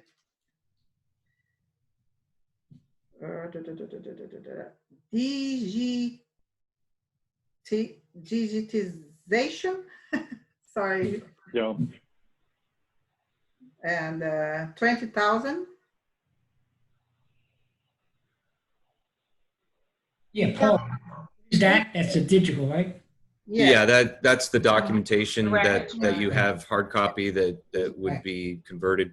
I found that the financial records that I'm using for CITT, that's a handful of boxes that need to be digitized. Yes, I agree. And We need to take steps in that direction, certainly. Yes, we need to get that stuff done. I thought we've started that. Certainly it's not about 20,000 for sure. So can you revisit? Well, I don't know. I think that we really need to make a stronger push to move into the digitized world. Believe me, Commissioner, I'm trying. Yeah, and not only like actually doing the digitization, but also we need a program that helps us organize that so that the items could be found and searchable. Exactly. And we You need a document management. We need a document management program. So I would like to leave that, as an option, something that we could move forward with next year. And that would be a toolbox for your new manager to. Yes, but I got some estimates started doing on 2018, and all the estimates could be much lower. Would be like 12, 15,000. Good. All right, but then you'll have the cushion to, No, I agree with Commissioner Ross. I like to keep it at 20,000 because that's only about a 3,000 saving. I'd rather have it at 3,000. Yeah. Doesn't mean we have to spend it. Yes, that's it. So I'd rather keep that 20,000. Okay. Now, I know that Commissioner Ross and Vice Mayor Kennedy are in favor of keeping our lobbyist, but I think that that's an expense that we could eliminate for now. And if we have an idea or a program or we hear something that we would rehire him, but I don't think that anybody is getting anything from the state for a while. I'd like to ask the chief to weigh in on that because we were talking about. Well, I know about the generator coming from FEMA. That is still not part of the state, and that's what we have a lobbyist for, is the state. Well, actually, he helps us in all different levels. FEMA is state and federal, and as well, I believe the county is involved, the emergency management people at the county. So I'd like to hear how the other commissioners think on that. We do know how you do. I was still listening. I was still listening to Rox. It sounded like she was in the middle of something there. We're gonna have extensive conversations with the FDOT and our David Caserta has been a part of that. He doesn't only work with the legislature, he works with all state and county agencies as well. So we definitely have a shortage of professionals working on village issues, present company excluded. And we need to maintain not only the historic background that Dave has, having worked with the city for so long, but also the disciplines and the tool sets that those professionals bring. I don't want to see us flying with inexperienced people who don't know the village. And I think it would be a huge loss. I think he's a tremendous asset. I'd like to hear how the other commissioners feel. Commissioner Samaria? Just thinking about it. Yeah, I think that we're not going to be getting much money from the state or even federal. I mean, unless I'm wrong. But this is for the budget, right? So that means this is for up until October, correct? And then after that, we do a new budget, right? I mean, I don't know. This is the new budget. Right, this is Starts in October. I'd Yeah, like to this hear is the budget that starts October 1st. first. Yeah, October 1st. Right. And, you know, we're going to be doing negotiations with the Department of Transportation on the 6th Avenue project. It's important to have the right spokesperson representing us on those things. Well, can't we do it as we need it? I mean, can we do it as we need to have a lobbyist? Or if it's going to cost us more to do it on We need to have it in the budget if we're going to, you know, if we just take it out of the budget, then we can't hire him at all. So we can have it in the budget, but that doesn't mean we have to use it. Right? If we have in the budget, we're giving it to him, Dan. Well, just like hiring for that part-time clerk assistant, it's in the budget, doesn't mean that it has to be done. Yeah, that's what I like. If we can keep it in the budget, that doesn't mean we have to use it. We can do it Okay. as we need it. How do we do that? Well, except don't we, wait a minute, don't we have a contract with this gentleman? Yes, we do. Yes. Yeah. So can we just walk away from him because we don't feel like having a lobbyist anymore? Yeah. What does our contract say, Contract is Roseanne? every year. I don't think it is. When does our contract expire with Dave Caserta, Roseanne? Checking here, hold on. Yeah, I thought we still had 2 more years. Well, while Roseanne looks for that, well, Will, you started saying something. If you want to share your opinion on this, I'll go last. No, I was just saying that I think we may have, it may be more than a year. We may have 2 years on the contract with Dave. I'm not 100% sure on that, but I think there is value in what he adds besides just simply going to Tallahassee. And I think it may be, I definitely would like to keep it there in the budget. And then, you know, I spoke about this before. I think one thing we're going to have to also consider, and we probably can dip into some funds for contingency, or maybe when we do the hire the part-time assistant, maybe they'll have some grant writing background or experience. But I think grants are also going to be a big opportunity for us as well. But I would leave the 23 in there. We come up with the contract, Roseanne? What did you find, Roseanne? I'm trying to find it here. That I found it 2014 is not the one that I'm looking for. We just renewed.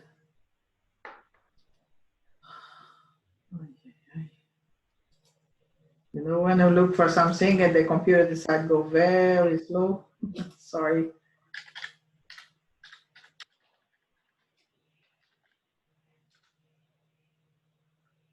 Okay, I got it here. So we're definitely taking out the charter review, correct? I have that as a remove. Okay, That's okay, thank you. And the continuance 25. right. Well, I might, if The, If Commissioner Tudor and Commissioner Samaria, I'm sorry, the go contract ahead. go from November 1st, 2018 to October 31st, 2021. Okay, so we can't cut them anyway. We'll have that Okay. discussion next year. So Okay. that solves that problem for this year. Okay. But since we're talking about it, I do want to say something just to put it on the record. Look, if we want to even pretend like we're a city that matters, then we need people like this representing us. We don't have full-time elected officials here working on our behalf. We don't have someone representing us anywhere outside this village. It's really not only shooting ourselves in the foot, but it's sort of sending a message that we don't matter. We're not some little bedroom community to another city that does matter. We are a community and we matter a lot. And we have to recognize that we need people to help us get good things done. Dave Caserta has gotten very good things done for this village historically. He's working on some things now. And lest we forget the What's he working FAA on Next now? Gen project. What's he working on He did now? work on FDOT. He's working on the generator, Ginny. He's trying to get us a generator right now as we sit That here. was already He worked turned on the down, the FDOT. state. The state was already turned down. We're working on it. No, he's Federal. with the FEMA for emergency situations. Yeah. Madam He's Mayor, trying to get question? money elsewhere for a generator for us right now. He worked on the FDOT program, and he's very actively involved in the FAA Next Gen program that is impacting the quality of life of people who live in this village right now in a way that's measurable. And it will be dramatically more so when MIA is up to full capacity and Next Gen becomes official next June. We need Dave Caserta working on that very aggressively. I've been speaking with him about it. So it's Okay, a moot but- point, Ginny, because his contract is up for another, we can't do it until next year. Well, that's what But I we have to said, but recognize you that- continued. It doesn't Okay. matter right now. And Okay. I'm wrapping up my point right now because Ginny, you started this whole waste of time, let's say, by bringing up something that can't be taken out of the budget. So now No, I'm we going to didn't say know my that. final piece. Didn't know Madam that. Mayor, None of Well, us you knew should that. have known that before you suggested cutting it out of the budget. So let me finish my point here, and that is we need a lobbyist in this village. So I'm making Okay. that point, and you Thank aren't clear on what he's working on for us, apparently. Can we please stop with the back and forth and just move forward with the budget? Commissioner Kennedy, I just want to ask a question. Is it possible, because it Yeah. seems that you have it, that the lobbyists can either give us, monthly reports like the attorneys and everybody on what he is doing? Because if I see what he's doing, then I can agree with you. But I haven't seen what he's doing. I have gotten reports from him. Well, I haven't gotten any reports and I've requested it. David Hernandez sent it out to all of us, Dan. Commissioner Samaria, I think the reports go to the city manager and sometimes they don't get forwarded. Right, that's what I'm saying. And I that's agree with you. Part of the reason is because we've had so many transitions. Yes. And so that's understandable. I mean, I guess we can stress to Roseanne now and the new manager, I think Yes. will be, I have forwarded all the emails received from David Caserta. and we've seen them lately. We have seen them lately. The commission. Yeah. All right, So one I more just thing I want- want to weigh in on, I'm sorry, Chief, just let me finish this one point, is for as much as David Hernandez swears up and down that he got us FEMA money, that is not true.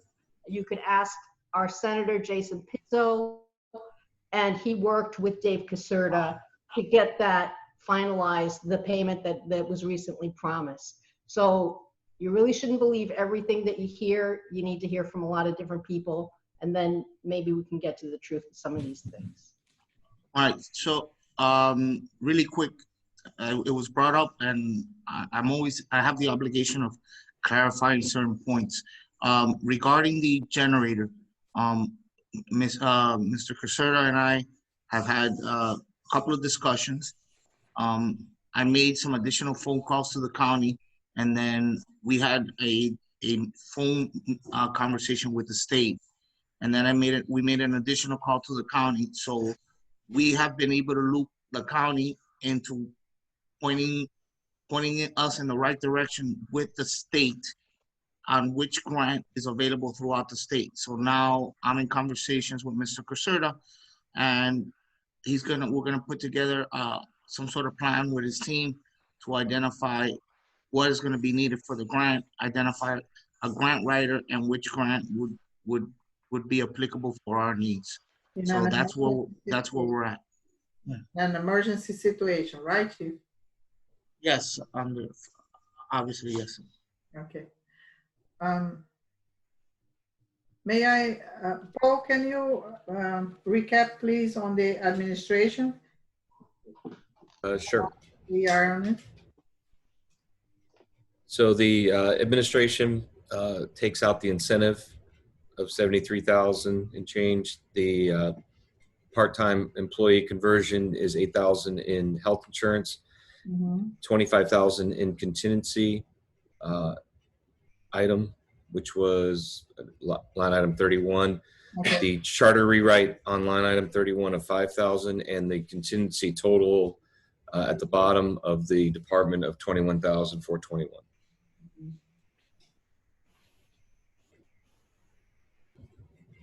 So if you wanted to see a total, I can go back to that spreadsheet. You said 21,000? Or is it 25,000 contingency? It's 25. There's two of them. Yeah. Are we taking both of them out or just which one are we? I have been tracking that both of them come out. Okay. Yes. And the logic from Commissioner Ross on the 21,000 is at the end, if we want to balance the budget back up, we put in the balance number back in here. So this 21,000 is what we call a balance number. Got it. Thank you. So your total is 265,000 of allotted reductions. I still am showing the 44,000, which I just discussed. After that, we can add that if you want, but that basically brings you right up to 300,000. And totaling the three items. 44,000. Yeah. If you What was that? give the salary increase of 5% instead of. So the across the board 5% put to all salary lines, reducing that to 3% brings you the 44,000. If you take that money, the incentive, the 5% incentive program, and the generator money, those three total together to 207.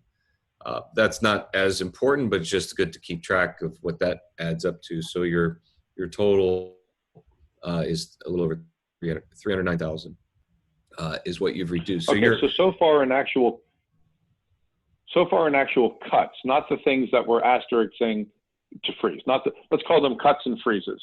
So far in actual cuts, you have 42,880 from the police department and 46,421 from admin. So really a little less than $100,000 in actual cuts so far from just two departments. Correct. Plus the And then you're adding on to that the three items that we're freezing. Correct. Yeah. Okay. And So may I? Go Go ahead, Will. Oh, no, go ahead. I'm sorry. Go ahead. Okay, so this 5% that you just reduced down to 3%, let's just kind of keep that difference in mind there, that 2%. Let's just, Paul, if you wouldn't mind, set that number off to the side. I did put it below the. Through additional. Yeah. Okay, because as we continue through additional departments and start cutting at the rate we're cutting, we may be able to get that back in there. Yes. Just remember that salaries are not just for the people we have in place now, but as we need to bring in new talent to the village, that enables us to get the best people that we can afford. We're gonna need a new city So we have hall. to be looking ahead as well. It's not just, so don't think about a raise for a specific face. It's a raise, it's a budgeted amount for a position. And it may be the person that's there now earns it and an increase, or it may be the new person that we need to get. We need to think also on the people that are working now, day in, day out, overworking. So along those lines, and I know Commissioner Tudor had a comment to make. I don't want to jump ahead of you, Will. Oh, no, go ahead. Okay, so in the summary page that is provided at the front of the budget, it shows that for the current year, we're projected to come in a substantial amount under budget. Correct. And my thinking is, I don't know if we could do it, somehow give a reward, sort of like the 1% that the police is getting or something like that, to all of the employees for all of the extra work that they're putting in these days, you know, in recognition of that. And maybe it wouldn't be a salary increase, but it could be some kind of a bonus hazard reward for all the extra work that they're doing in very stressful conditions. And that doesn't affect the budget that we're working on. It just makes use of the excess funds that, or the unexpended funds for the current fiscal year. What about calling it 1% the hazard, just like the police are getting? Couldn't we put it under that so it's not a permanent thing? It's hazard pay? So it wouldn't go up to December 31st. It would have to be, you know, expended before September 30th. But September 30th. that might be a nice thing to help boost morale and help people think that there will be better days. I know we can't vote on anything, but I think that's a good idea. I'd like to see. So that would not be for that would not be for members of either union, though. Yeah, it could be for the union. I think we could It do can that. be? Okay. Okay, well, the police already are getting theirs, and it was retro back to March 1st. So I wouldn't, if we decided to do something like that, I don't think the police need to be included in it because No. they already have their own separate one. So Right. it would be all the other departments. I don't know. I mean, I kind of like the sound of it, but I also like things to be, you know. A lot of to the a stores certain are degree, paying and it sounds- hazard pay. You know, McDonald's, a lot of them are paying their employees because they're working through this COVID thing. And so we could label it the hazard pay for them, but not for the police. They were already getting theirs. Yeah, I wonder, Paul, Well, if you I mean- could work up something like that for, if everyone's in agreement, if you could work up what that number would mean. We could maybe take a look at it at one of the meetings, one of our regular or special meetings in September. Yeah, I mean, what if I heard you say 1% correctly? Mm-hmm. Yeah, Well, you're told. You know, maybe it would be a little more than 1% since we can't be, for example, the police is getting theirs through December 31st, but we need to expend it this year before the end of the fiscal. Right. Happy to give you any number you So want. for, I don't know the so process. for what period legally. of time would it be? We need to write them a check. If we approve We need to write them a check before. 1% of, Yeah. I understand that, but 1% for what period of time? If we approved it at the September 8th meeting, for example, is it only for the last 22 days of the fiscal year? What period of time are we talking about? I think it should go retroactive. Same as the police. Like, what I would do is figure out what that number is if we were to pay them from retroactive to December 31st, figure out that number and then compress it and make it a payment before September 30th. I think it's too complicated. Look, let me say something to that. Let me say it while it's in my head, because I think the idea is really nice, Rox. There are people who are getting hazard pay because they have jobs that put them in harm's way during this pandemic. The police certainly being one of them, and workers out in stores and other companies that do it. I understand why some of them do it. It's because of the nature of the job puts them in harm's way. We have one employee at the rec center who I don't believe is in harm's way. We have people at Village Hall who are not in harm's way. So I'm not certain, while it feels really good, I'm not certain that it's kind of a legitimate thing to do. And we're also talking about a 3% raise that's budgeted in that, and then I just a moment ago said, let's keep that extra 2% amount set aside in case we cut enough that we can put it back in. And then some kind of, the program that I suggested last meeting is still in there as one of the frozen items, which I think that's a more valuable thing to give the manager to do. And the manager could take that into consideration, doing evaluations and all those good things and determining how much money to give someone. So I'm not certain. I understand why the police and firefighters and, the emergency people and other people who are truly in harm's way. I understand why they're getting what they're calling hazard pay, but I'm not certain, as much as I want to take good care of our employees, geez, I'm the one who suggested this incentive program. I'm not certain that it's necessary or appropriate, quite frankly. And I don't want that to sound cold, because I value our employees. I think a lot of the hazard pay for a lot of the employees in different jobs is because they're still having their jobs instead of going on unemployment and staying home. So it's not Well, if they quit their necessarily- jobs, they can't go on unemployment. I mean, if we fired them, they could go on unemployment, but we're not doing that. If they quit their jobs, they can't go collect. No, but a lot of them, if they're afraid of COVID, they can leave.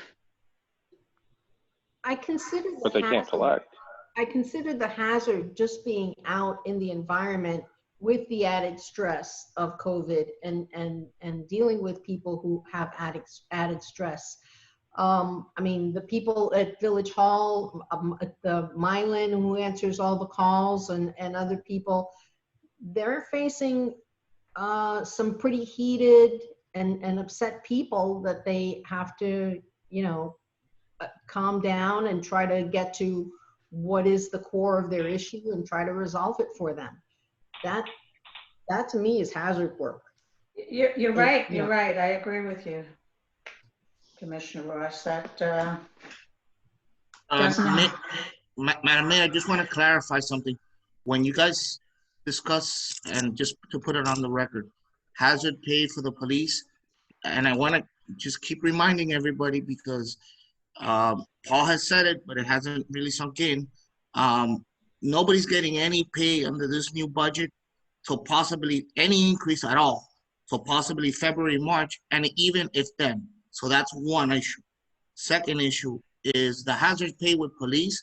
It only applies to union employees. So everybody else who's non-union in the police department is not getting it. Okay? Unless we do what I'm saying, unless we do what I proposed. No, that's fine. I'm not, either way, I'm not advocating for anything. I just want to make sure that the facts are the facts. You know, I know we earmarked a number there, 3%. I mean, after talking to Paul today, the new manager may come in or the new fiscal analysis may come in next year and say, hey guys, I mean, nobody's may see, and me and Paul had the discussion. I mean, we may be fortunate, at least we have jobs, you know?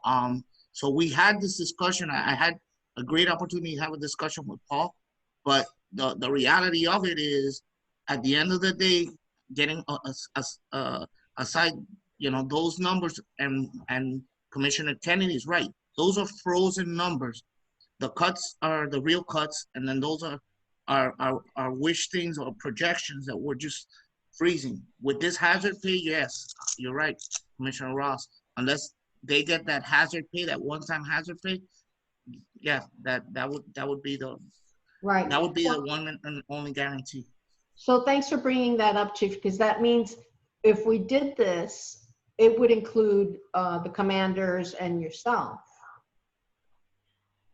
We I would be never able- advocate for myself. I'm advocating for my commanders. Okay. Okay.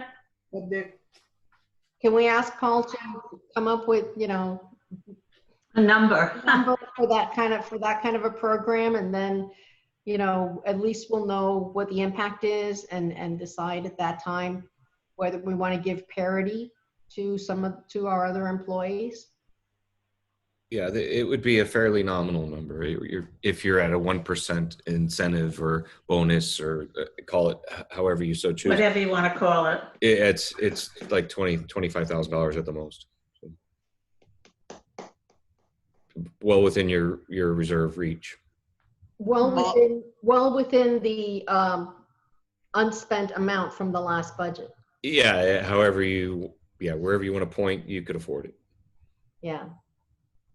Oh, that's going March 1st to October 1st. Is that what you're looking at?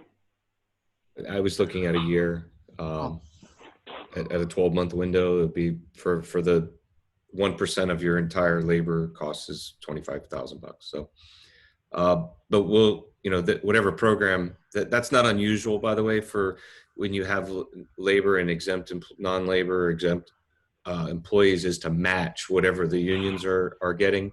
For the non-union employees, that's often a strategy commissions apply. So $25,000, if you were to, then you have to proportion it to their salaries. And we're talking about 10 or 12 people, not more than 15. Right.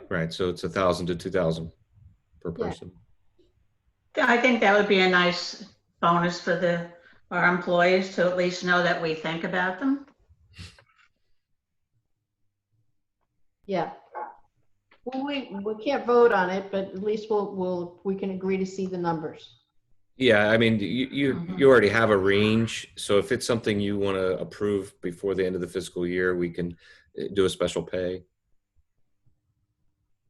Okay. I just have a quick question.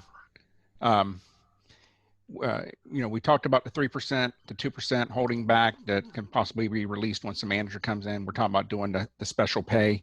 With all this going on, do we still need the personal incentive program? Because I know we froze it, but do we actually need that? Or should we wait for a manager to come in, develop a merit program, and come to the commission at possibly at the next budget cycle, with a new program for that? Well, that's this what- is, again, the fund that is called the incentive fund or whatever we're calling it on there is not something that's given to people. It's available for the manager to use. It's not an automatic thing for anybody. It's not an anniversary date. It's not, they can have an evaluation and get nothing. It's a tool for the manager to use to incentivize staff, to congratulate people, thank them for a job well done. It's a way for people to grow. And it's also a way to, when there's a position open, and we have some open positions, for that fund can be used as well to negotiate what she or he needs to negotiate with that employee. So this is not a budgeted item to be spent. It's something for the manager to use at the manager's discretion. Yeah, I've always felt more comfortable with programs like this to actually have the mechanics decided and laid out and presented as a complete package. Otherwise, always had that concern that if you have the monies put on that item there and we don't have the mechanics in place, I just don't want to see the money possibly be given out without some type of program to make it fair and equitable. Well, that's the manager's job, is to create that program when they get here. We're just funding the tool for them. It's the manager's job to do it when they get in place, and it's our job to manage the manager. That person reports to us as a body, so that's our job to hold them to task for using it well, using it appropriately, not misusing it. But it doesn't mean we don't give them the tool. Well, and also every dollar that we cut, as we cut more and more, that also opens the possibility for the commission to possibly lower the millage rate as well. Yes. Mhm. Yeah, That's true. that is my goal. Yeah, because I mean, we have two groups of individuals during this, especially during this COVID-19 time, that we really have to be looking to take care of and to help. Financially, that's the employees. We want to ensure that they're at a good place, and also it's the residents.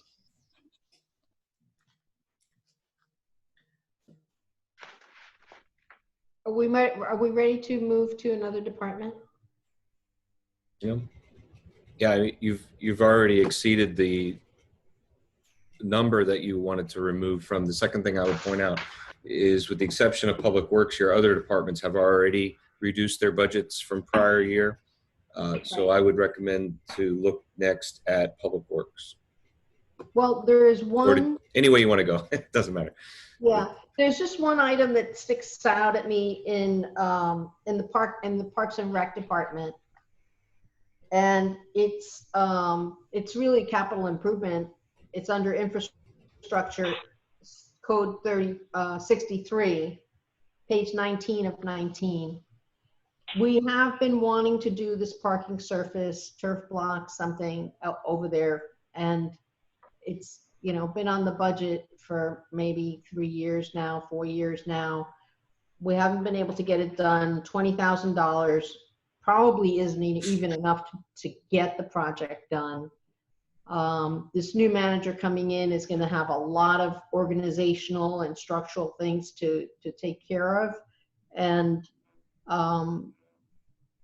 including hiring a new public works manager that might be able to manage that installation. I don't see it happening in fiscal year 21. So I wonder if we could take that 20,000 out of there. I heard their air conditioning isn't doing well. Yes. So I don't know if we should take that out, but Yeah, just in case. air conditioning, yes. Wow, it seems like that unit was replaced just within the last 2 years. Should be under Are you warranty. there? Lisa? Yes, I'm here. Okay, Can you hear me? yes. Yeah, Yeah, good evening. I don't know, the air conditioning is, we got it serviced not too long ago. The main room and the election room yesterday, that the air conditioning isn't gonna blow strong just because that door is open all day from 7 to 7. So you can have the air condition as low as you want, but with that door open, Yeah, but it's just it not. actually stopped work, right? No, Today? no, we've been okay since we got it serviced not too long ago. I know there was I want to make a note there in repairs and maintenance, line item 46 -000. The commission in our last meeting had requested that the building line item there for 15,000 be cut to 5. It's not showing there. If they still want to do that, then that's a $10,000 savings there. Which line, I'm sorry, say again? Line item 13 of 46, 19. repairs and Okay. maintenance. Uh-huh. Page 13 of 19. And it was under building. Mhm. Commission, I believe you came to a consensus that you wanted to reduce that $10,000 down to $5,000. 5,000, right? Yeah. I Yeah. have the impression. Yeah, I seem to recall that as well. My notes were that it was discussed, but I did not gather it as a consensus. But if you want to tell me it is, then it is. Okay. Issa was a better listener than I was, perhaps. Give me the line number again, Issa, please. 46 46. Page 46. 13 of 19. overall building, it's 15,000. Mhm. And you're changing it to, 5,000. I'm sorry, 9 or 10? 5. 5. 5,000. 5. 5. Yeah. That's what I was. Five. Okay. So I'm cutting 10,000. What does everybody think about the parking surface? I had made a note too that I thought that we should remove that from this year's budget, just with everything that's going on.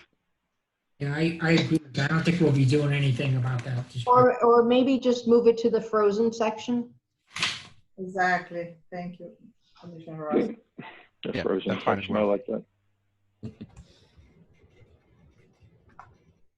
I'd like to see us be taking steps in that direction. 20,000 is not enough for the entire project, but I'm fine with freezing it, but I'd rather have it frozen than removed.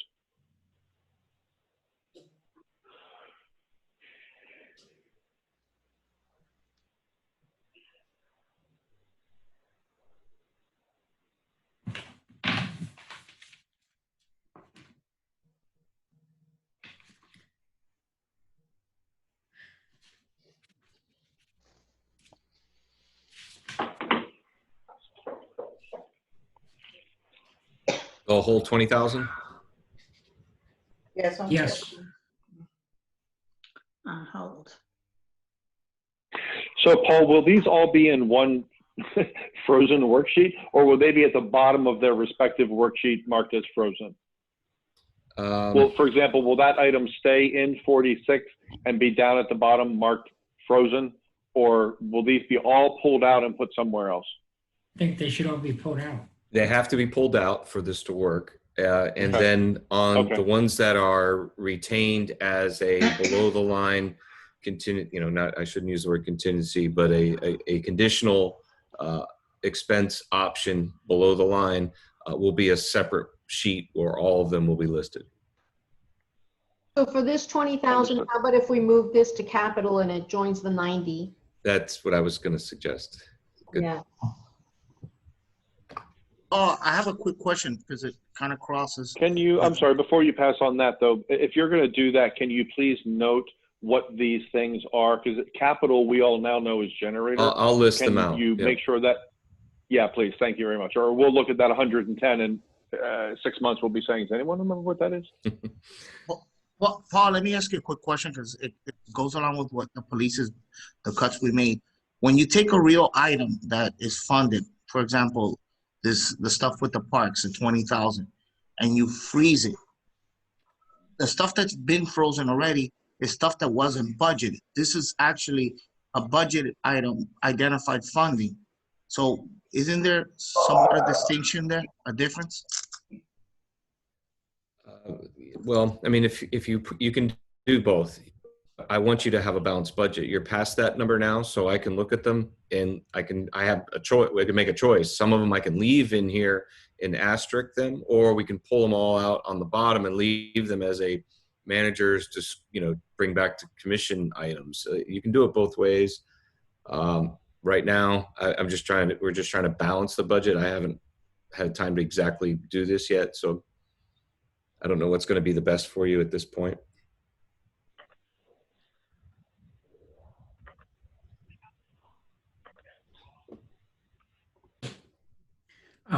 Madam Mayor, I'm still trying to figure out the copy machine that says $3,749. But we needed a good one because he's doing all the digital paperwork on that, Issa. This is scanning. Correct, Rosemary? Yes, Roseanne? it's gonna be much more. So Paul, have we achieved our goal now of balancing? Yeah, the last time I gave you a summary, you were over. Okay, but can we still go to the other departments and see if there's any more cuts that we can make? Yeah, definitely. Now, is that including the frozen of the Vice Mayor Kennedy's 5% in the salary? Is that included in frozen? Because I like to have that separate and see if we can cut everything that we need to cut to where we can still give the employees that.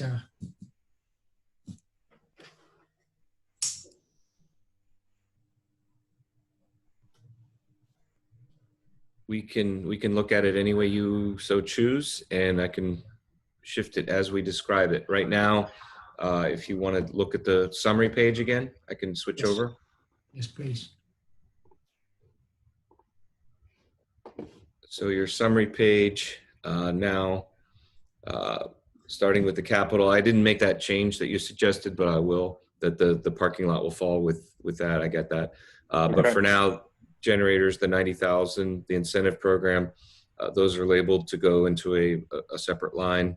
The health, all those add up to, let's see, police we've already covered. Parks and Rec, I added the 10,000 from contingency, or excuse me, from the building fund, and the 20,000 from the park. That brings you to 295 plus.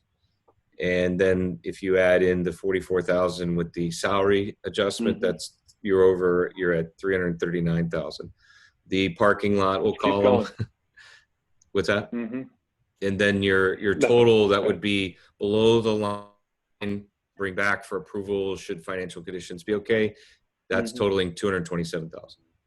So you're well past the minimum goal of balancing the budget, but you just have to tell me what else you want in or out, and we can adjust as you suggest. Well, let's keep going and see what else we can Yeah, I wanna cut, see because what we're else not we can cutting unreasonable things. Let's keep cutting, and then we can look back at the below the line items and Right. possibly move some things back up if we have So it. then I would go to Public Works then. Okay.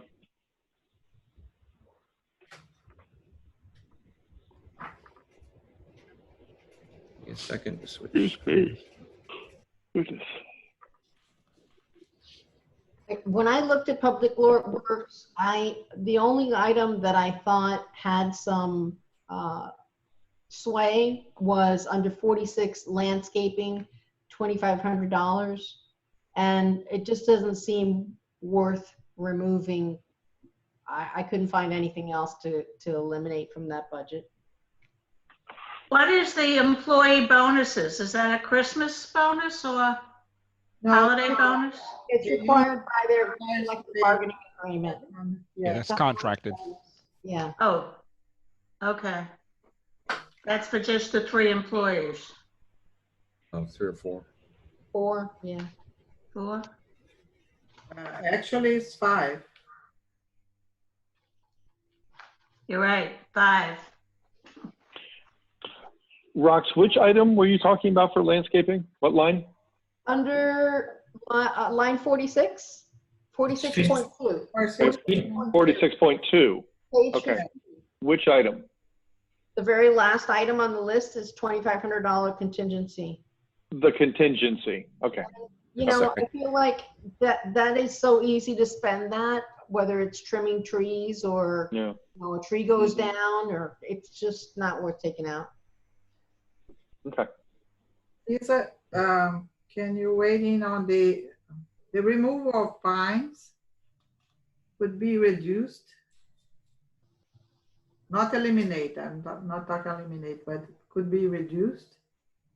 If we reduce the amount that limits how many we can remove at a time. I believe we had it set. How many does this remove? It was like 10,000 for 3 trees, if I remember correctly. So if we reduce it down, we're only going to eliminate how many we can remove at a certain time. How many we eliminate this year so far? About 4 or 5. Okay. I would like to leave that in there, and also keep in mind that we have, when we eliminate trees, we need to add trees, and we asked Parks and Parkways to have a special meeting to discuss the fiscal 21 tree grant. They had that meeting this afternoon. They're coming back to us at a September meeting and requesting us to fund that for them, and we have the money in the budget for that. It's tree planting and capping, but some of those trees may very well go in places to replace some of these trees. So once we get that approved for them, we really probably want to have someone in Public Works or the new manager put a plan together to start deciding which of the invasive pines will come down, so they can coordinate possibly with Parks and Parkways, who will be recommending the trees and the tree locations to us. So really, those two things could possibly work together very nicely. So I'm all in favor of getting as many trees out as we can, the invasive trees out every year, and especially now that Parks and Parkways is doing such a great job for us getting these free trees. Caesar, how many do we have a head count on the number of the pines that we still have to remove? I'm trying to remember. I think the last time I counted in just one specific area, we are looking about maybe 12 of them. And that's 118th Street. Yeah. And on Griffin, how many are there? My goodness.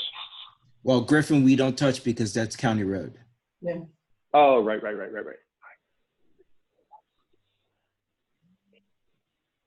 Have we, well, it's not budget, but we're on that, talking about the trees on Griffin, are we in touch with Mr. Cardenas or whoever's in charge of that now at the county to make sure that they're trimming up those or removing those dying trees?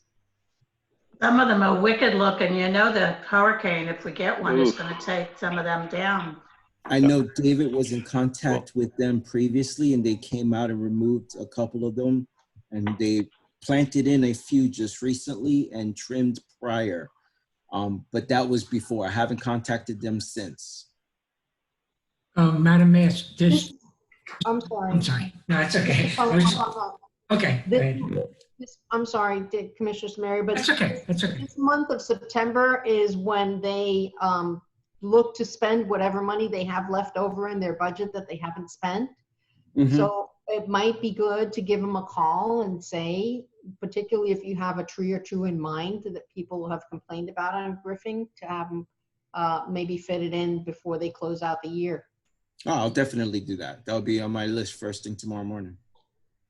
Thank you. Madam Mayor, Caesar, on 120th Street and 9th, right on the corner, there's a tree that has a big, especially with hurricane season coming out, there's a big tree or big branch that's on the ground and it's been there for quite a while. Is that the residents' responsibility or is that ours? It's on Is it 100 going by the wires? No, I know, it's laying on the I know ground. which one he's talking about. It's on the swale. It's actually on the the swale. homeowner's it's the homeowner's responsibility. Okay, so I think we need to bring it because that's been like that for about a month. I could follow up with code because that's something that code would usually cite them for Okay. unsightliness. And Well, I'll see if she's done it. And if she hasn't, we'll go through the next procedure, which is us removing it if they haven't done so yet. Yeah, I just don't want that to go when, we have a storm that's coming up in the next 4 or 5 days. That's no problem. I'll follow up with code on that. Thank you. No problem. So I'm hearing no changes to Public Works. I I'm don't hearing- see any. Okay. That was my, yeah, would have been just- my just- Well, that contingency. Yeah, the contingency, but I think we should keep the The contingency. 25. Contingency, just keep it in there because it's not that much money. Yeah. Oh, there's a lot. Now, the. Keep it there? Yeah, just keep it there. The lift that we have, what is it, that machine that we bought, that big thing, we use that a lot, right, Caesar? We use that, I forgot what it's called. We used it a couple of weeks ago. We're planning on using it in a couple of weeks to do some more trimming. Okay, because the last commission bought, got you to buy that, okay. So I just want to be sure, We use it constantly. constantly, okay, I just haven't Yeah. seen it. Okay, thank you. No problem.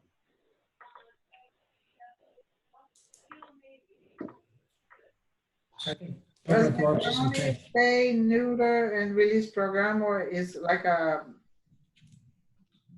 something that we have to maintain, Caesar? I'm sorry, repeat that again? On the 34, line 34, county spay, neuter, and release program. 2,500 is something that we need to maintain. Only if we are going to continue participating in that program that Commissioner Sally Hayman usually puts together.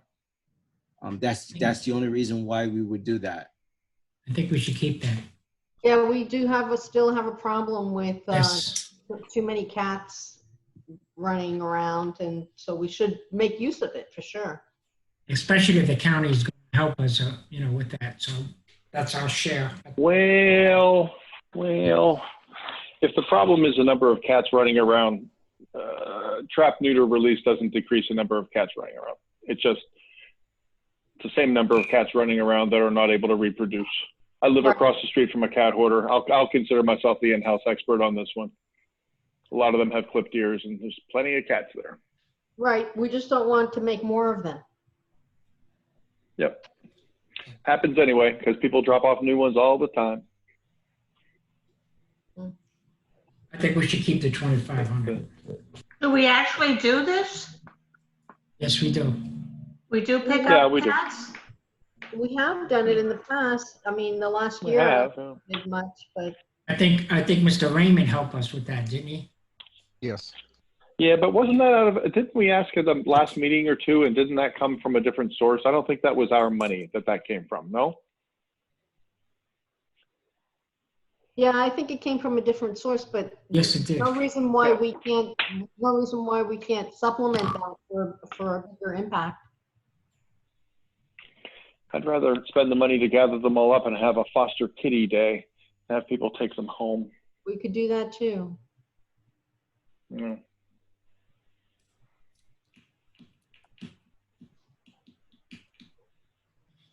Okay, what's the next one, please? I think that's it. That's it for that one? No, I think we went through all the departments. Yeah, Oh, these are, shoot. General, Okay, so- yes. So what's the total, Paul? We didn't talk about the commission, did we? Oh, no, we didn't talk about, yes. You guys covered that pretty closely the first few meetings. Yes, the beginning.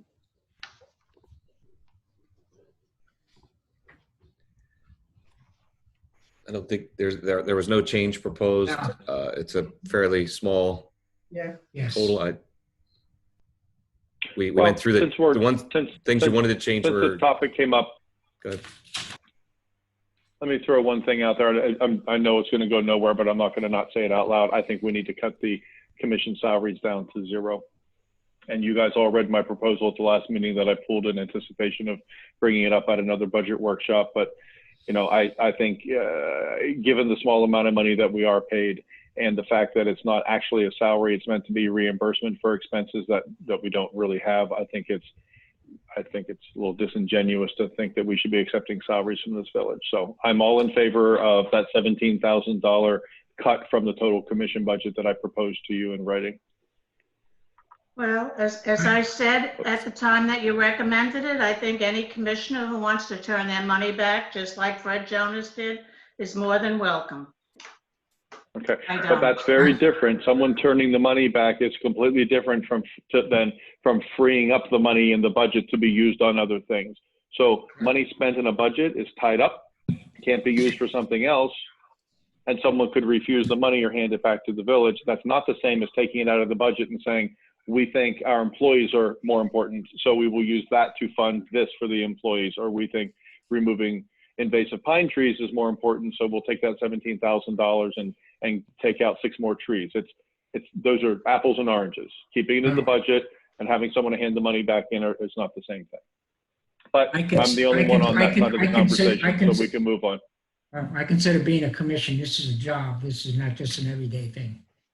So I consider. It's $167 a month before taxes. Well, then you shouldn't be complaining about it. Then it's only $167. I'm not in favor of moving. I'm not complaining about the money. I'm sorry. If the money were the issue, Dan, I wouldn't be doing the job. I wouldn't be putting the hours I'm putting in for I think we should go to the next $167 a month. Oh, Vice Mayor, I wasn't saying that. I'm saying cut it. No, Vice Mayor, excuse me, Madam Mayor. It's okay. I'm the only one. We can move on. I'm the only one who's in favor. No, I'm It's saying, okay. I'm Move not on. saying you were complaining. No, please, hear me what I'm saying. I'm not saying you wasn't complaining. So I'm just saying that's an item I want to leave in. Thank you. Okay, next item. Hey, before we move on to the next, go ahead, Rox. Okay, just to contribute a comment about this. I agree that it shouldn't be a salary compensation because we're actually not making full use of the money anymore when it's distributed that way. But education and going to the League of Cities functions, not the dinners so much, but the educational functions, that adds so much value that each commissioner can bring back to problem solve things here in the village. And so I encourage everybody to use that money or convert that fund to the educational fund and use it that way, or get reimbursed for specific things that you're investing in that are helpful to the village. I don't think we really need a salary because frankly, it doesn't compensate us for the amount of time that we put in, but I would not eliminate it.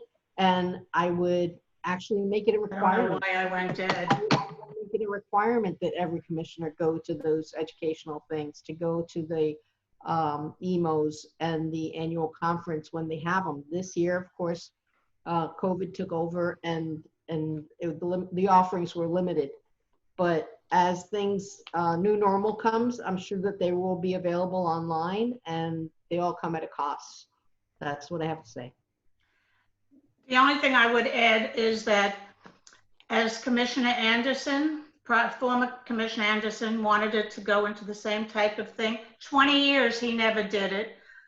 Commissioner Ross, you didn't do it. And I don't think that we want to do it now. What are you talking about? Excuse me. I have been to the annual conferences when they happen here in Hollywood and in Orlando. And I did take 2 EMO courses, the basic and the advanced course. I also took a course through Katie Sorensen and the Good Government Initiative.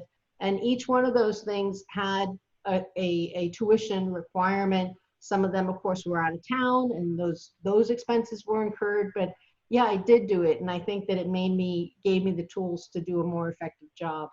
And you paid your own way on those. But you said when you went to Tallahassee, you paid half your way. If I go to Tallahassee, I will pay my own way. Or any of the other. But you'll keep the salary. So Yes. you're not really paying your own way if you're keeping your salary. Well, You do understand that the salary is meant to be, it's not meant to be. I realize that, but charter. Commissioner Royce said when she went to Tallahassee, she paid half her way and the village paid the other half. I'm saying if I go to Tallahassee, I'll pay my own way. She had her salary, I have my salary. Yes. Yeah. This is all interesting, but Paul, quick question. When we get this back, we're going to see how much we've cut from this budget. So we'll know if we have some excess excess revenue coming in from. Yeah, you're over by about 40,000 presently. Okay. All right. Yeah, because I'm just, I still would in like the good. Yeah. Yeah, because I still like to, for us to be able to entertain or look at the possibility of, I said earlier, lowering the millage rate. Yes. Because if you lower it to 9.3, you're looking at reducing revenues by about 99,000 and saving residents, given a medium home value, about close to $200 in their taxes. May not seem like much to some people, but for other people, that's something that can go a long way during this time. So I'll be interesting once we get those numbers back. $200. Did a medium home value? $200. Because a medium home value, I just took from, for example, from Zillow, 474,147 is what they said is a medium home value in Biscayne Park. So, but is that a taxable value, or is that value on Zillow?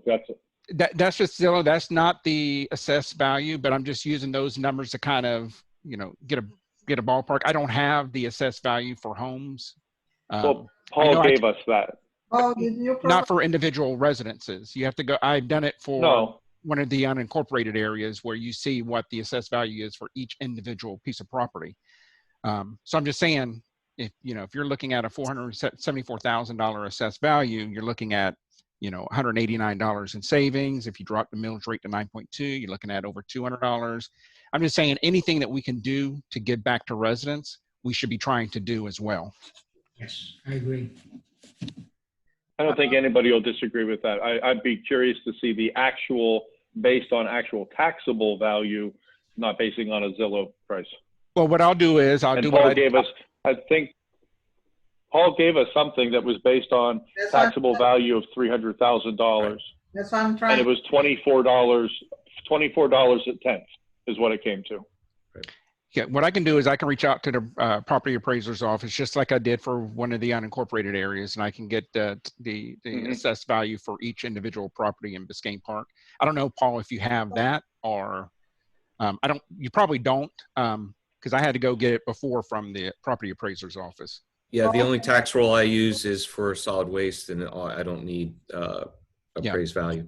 Yeah, so I may do that just to be able to give a more solid number for Vice Mayor. Would that show every house? 6,000. Yeah, it actually shows. It was suddenly 200. Yeah, it shows each individual because. Is it correct? It shows each address property and the taxable value. Yeah, exactly. You know what I can do is. That, Will, can you send that out to us? Yeah, and if you want to see what it would look like, the schedule, I have one for the unincorporated area right over here off 6th Avenue, going towards 2nd Avenue. I could send that because it's laid out very nicely. So I could send that just as I'll send that to Roseanne. Okay, let me ask these people. So that then she can just, she could send it to commissioners so y'all get a feel for what the schedule is, and I'll reach out to the property appraiser's office. That would be great. And get that, because that'll give us, we can look at high and low property values, assessed values, so we can see, what type of impact we can, possibly give back to residents. Will it also show, and I'm not challenging you on this because this is very interesting to me because I'll learn a lot from this, Will. Does it also take into consideration exemptions, homestead, widower, all of those various seniors and all the good stuff? I haven't looked at that schedule. I was looking at this last year, about a year ago. I do seem to recall that it does take into account homestead exemptions and items like that, but I'll have to double check with that. So it shows, for example, every address. It would show my address, and Yep. it would show the taxable value, all the exemptions, and then we could, from there, it's a very easy calculation to add on a spreadsheet to show the difference that a tenth of a point would make. Yeah, because and the schedule that I can send to Roseanne, just to kind of let you know, I was entertaining, since I know Biscayne Park has to look at in the future about revenue diversification. I was looking at, possibilities if we ever wanted to visit, expanding our borders. So I looked at one area and I was able to do that. And I actually created a schedule there showing at each individual millage rate, what would be a break even for the village. Basically, the revenue coming in would offset the cost of that additional area. So I did that to see where we could be, and actually, so I'll send that to you because it's interesting, because we could actually, well, that's another, we can get into that later. It's a whole nother discussion, but Yeah. Okay. But I'll If send you that to would you. send the It's one good you have information. now, I'd love to look at that. Yeah. And then if you I'll- find the one that you're talking about, I'd like to see that too. Yeah, I'll like I said, the one I have to give you a feel for everything, I'll send that. I'll locate that and send that to Roseanne. I'll try to get that to her tomorrow so that she can send it out to the rest of the commission, so you'll be able to just kind of take a look at it, and then we'll try to get that information from the Sounds good. appraiser's office. Commissioner Tudor, Yes, ma'am. is that the millage history and projection that we have for the tentative millage rate when we passed? Or it was Paul who provided that? I'm sorry, Paul. Can you? Sure. Because we have like a spreadsheet with the millage history and projections that was provided on the tentative millage rate in July. Yeah, but I don't think it lists individual properties. No. Yeah. What That's me the and difference. Vice Mayor Kennedy were speaking of, it's from you can get the schedule from property appraiser's office, and it basically, it's every single property within the boundaries you lay out. Okay. But That's very cool. for current draft budget, which would go before for your first reading, what I'm hearing is these cuts will be reflected. We'll have all these notes as backup.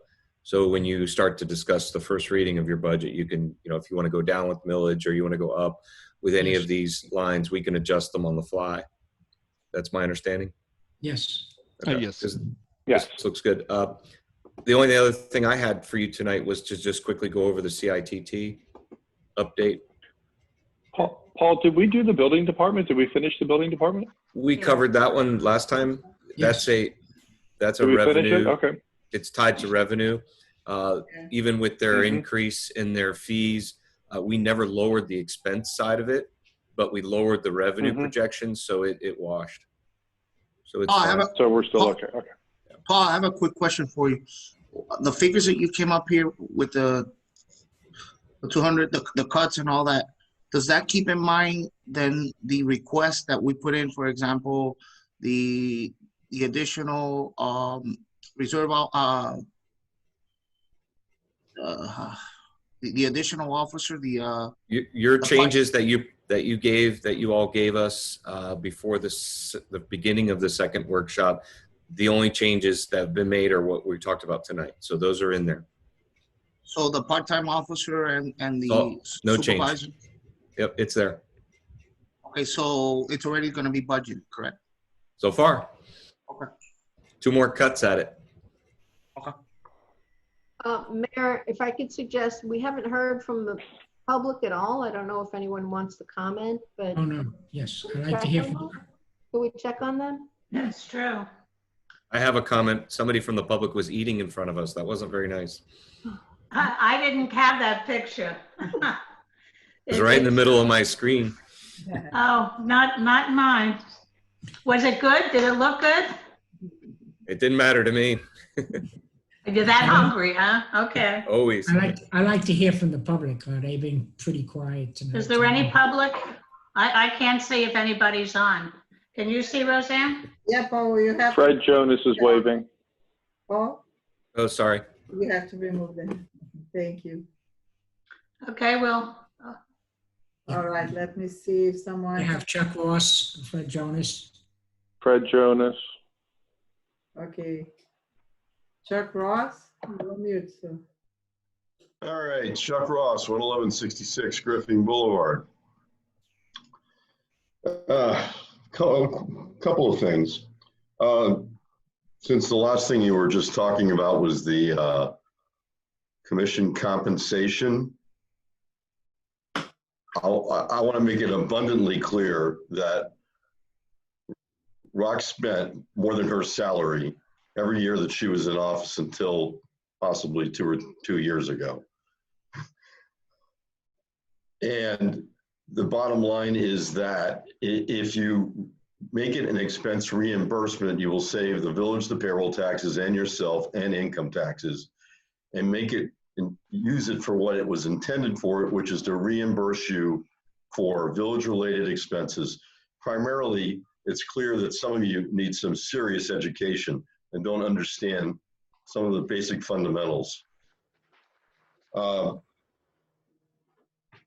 far as the contingencies, I believe that the contingencies should be concentrated in the general fund, not just interspersed among all the different departments. And that way we can identify that, identify and move as and gives control, somewhat more control to the commission and the manager to make changes within a department. The way you have it now, a manager can take from the contingency because it's within the department. If the manager needs to move money from one department to another, it's got to come to the commission. So you're taking some of the, and not only that, it also makes it more transparent because you'd have to go to the public and explain why he's moving money from one department to another. Unless you want to put a very minor amount of money, say $5,000 a department in, so he doesn't have to come for very small purchases, something within reason. As far as the chief's salary, I'm completely in favor of raising the chief and not waiting for that. I'm also in favor of giving all of the employees that are not in the union, except for the, the public works employees are in a union, but they would have to get, they definitely should get everybody, in other words, everybody except for those that were in the police department and the PBA should get some sort of hazardous pay bonus, if you want to call it that. That would include, as far as I'm concerned, the chief and the two commanders, all the public works employees, everybody in Village Hall, the code officer, et cetera. Let me see if I had anything else on my list here. One thing when you're doing this, you need to be aware of is that since we don't know what the final sanitation fee, what the costs are going to be, since we have not finished the RFP, then we may need to be taking some of that money from the general fund. So we need to be aware of that, meaning cognizant of the fact that we really don't know what the sanitation fund is going to cost us this year, or next year rather.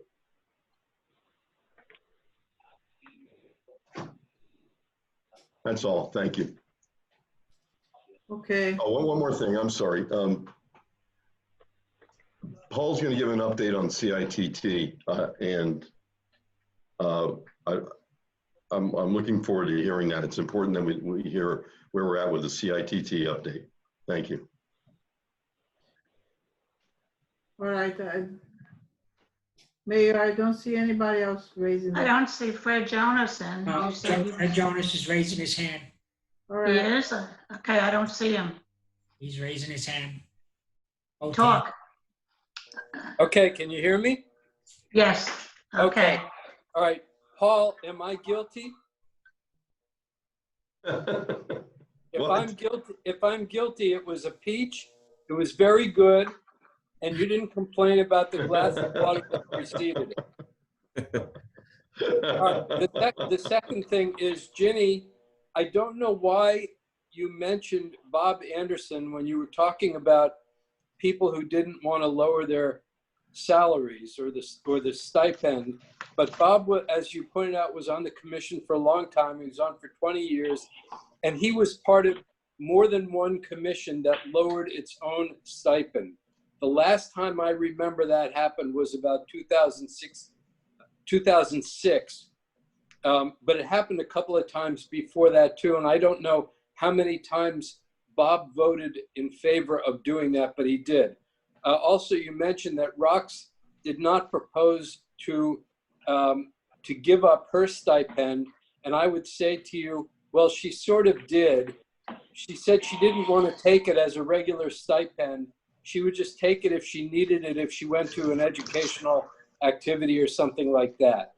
Apart from that, the only other thing I wanted to say to you all is, when I realize this is the end of a commission, the next commission will be pretty soon, so it's really too late for you all to do anything about this. But in the old days, way back before Tracy Trutman, commissions used to do what we called visioning sessions. And each new commission would get together, they'd have some kind of a retreat or something like that, and they try to form some sense of what they wanted to accomplish as much as they could form consensus about it as a commission. And when you do that, it allows you to sort of look in a more sensible way at the budget, because the budget then is not just a bunch of numbers, which is what it is when you all look at it, but it's an instrument that gets you to one thing or to another thing,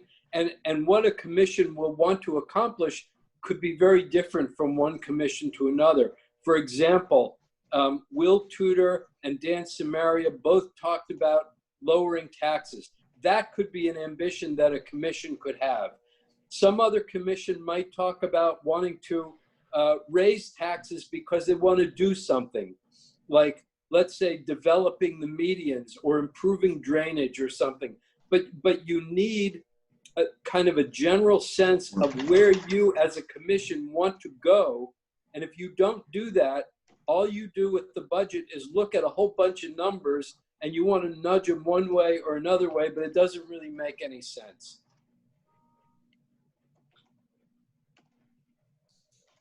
Thank you. Is there anybody else on that wants to? I can't, I have very few windows open, so I don't know why. Oh, there's more now.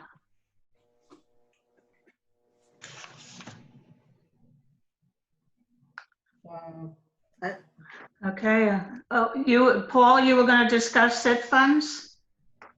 Yeah, just a second. Okay, so it's different. Yeah, so we can go over to the CITT. We took the request of the commission and added in the total fund, and I want to talk about that and give you the update. We, my auditor and I had a conference call with some of the staff to just get oriented. It's way down here, and go over what reports we've given them and some of the draft information we provided them. We gave them a sample of the audit response. And here we go. Do this. And I've also been in regular communication with Caesar. So there's a couple projects to talk about, one of which is the audit history. So we've gone through the paperwork. We found a few more items thanks to Chuck's work, and my staff has repackaged and reorganized the information into a report. My staff and the CITT audit staff are scheduled next week to go over that, and that is not as a time-sensitive critical topic or as impactful to all of our issues with CITT, but it's certainly something we're taking seriously and moving quite well on. The other topic is the balance between road, public works type projects and transit. And the meeting I had with them did clarify that they do require you to have a balance of 20% of your expenses in transit and 80% of your expenses in road work. And they do ratchet together. So if you went 0 on transit type projects, you would not get any money for roads. And so that is a real scenario. The comments from Nestor of CITT is they want to help us get that money. They do not want to take it. They do not want to claw it back, and they don't want us going in anywhere near that direction. They have a few ideas that they're going to start working on. They believe our best scenario is to partner with some of the local transit projects and pay a share. And that's good investment. If somebody, we talked about it before, if somebody has a circular, they could have one stop, or they could pass through the village. We would share a percentage of it. That's an excellent program. It may not be something we jump up and down and get excited that we have it, but that frees up 80% money for road. And so the investment in a transit project generates an 80% return on investment, if you will. So we have to really be conscious of that total. In your budget, I've identified probably up to four more traffic calming projects. They were in here at 15,000, so we should be okay there. The bus connectors or bus stop upgrades or feasibility studies, those are all excellent ideas that they're going to work with me on to develop into the 5-year plan and have 2021 be year 1, 2022 year 2, et cetera. So all that's still happening. By final adoption, I should have all that wrapped up. And they have retracted the deadlines verbally to me. They said they were going to send me a memo, but and I don't mean to, just to give you a characterization from staff, they said I produced and staff produced more documentation in the last week or 2 weeks than the last 4 years. And they were ecstatic that we were able to produce that much information. So the mood and the tone was very positive and very cooperative. So I wanted to report that to you. I mentioned last time what road repairs are versus cleaning and versus storm drain repairs. Those are all road projects. So it's really, these all happen if you tip the scale on some sort of transit. So that's my target for this fund. So if you want to look at this is pretty small. Yeah, I can't see it. I'll try to make it a little bigger. This gives you, I'll scroll down to, my computer moved too fast. Sorry about that. It is down. There. This gives you 2019. I think you should be able to see that. We had a starting balance of 762,000 for both funds and an ending balance of 685,000. For 2020, the same starting balance, and we did have an increase to 730. So basically what's been happening, just to give you a sense, you have enough projects to gobble up each year's income. The problem is you have this nest of projects that have not been spent. Most municipalities eat into this over a 5-year period in a much bigger bite. So maybe year 2 or 3 of a 5-year plan will be in the $200,000 or $300,000 range. That's the kind of guidance they're going to work with me on a day-to-day basis. And as soon as I have all that wrapped up, I will share it. But I just wanted to give you the overview of how that relationship is working, and I'm confident we're going to meet their expectations. Okay, Paul, one question on that. Is there any way where we could do one road a year and have them reimburse us for it? I mean, well, roads, yes. Roads are simply put public works. We have that money. That money's easy to spend. And you have we have it, and we can spend it. Well, only if you match it with a 20% value in a transit program. In transit. But if we get that feasibility study and they approve that. Yeah, so okay. No wonder why mine's. if we could figure out a way not to have transit become bicycles, but Right. Well, all options are on the table from my perspective, and I'll funnel all ideas that I come up with and any you come up with. And I don't mean to be flip, but you may have to choose some things you don't like as a benefit to the village. That's my To frank. get the other 80%. Yeah. And Right. and as your finance Yeah, director, yeah. that's the best money in town. Because we really could Paul, use do the we know road. when? Yeah, Rox brought up a good suggestion at the last meeting. The Bright Line stop that's planned for 125th Street. Does anyone have any idea when that's scheduled to happen at this point?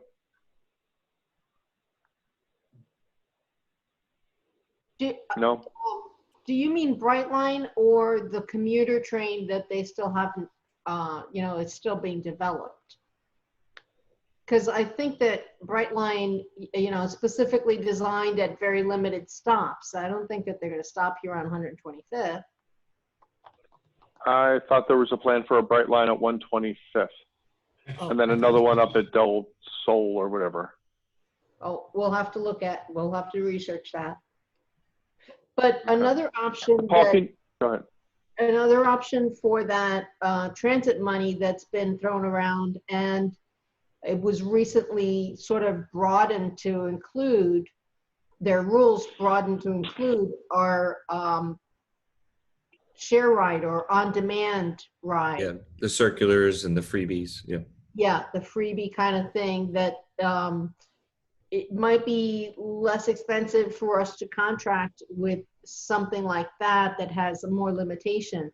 Because when we shared a circular with North Miami, we were actually expending more than the 20% to get that, to get that buy-in. And yes, it opened up the other funding for us, but we were spending more than the 20%, and our residents were not using it. Right. So if you have $800,000, is that by use? Oh, probably. You're talking about a by use kind of a thing? If it's a company like Freebie, and I know there's another one out there also, then when I was looking at it, it's a contract price, and then it gives you the ability to call on that service. And based on our population, and maybe we can work out some kind of an arrangement. They also will do something like a scheduled route, like 3 days a week. We run Monday, Wednesday, Friday afternoon, and we run people to Publix or to downtown Miami, North Miami, or downtown Miami Shores, where maybe people want to go out for dinner. It's really tailored to whatever your community needs, and then that's going to be the pricing.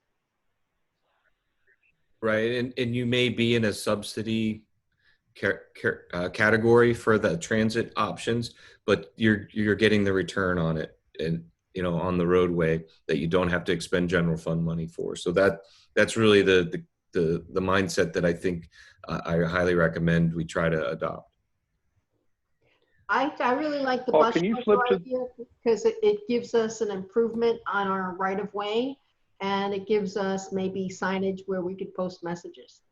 Yep. That would be my first preference.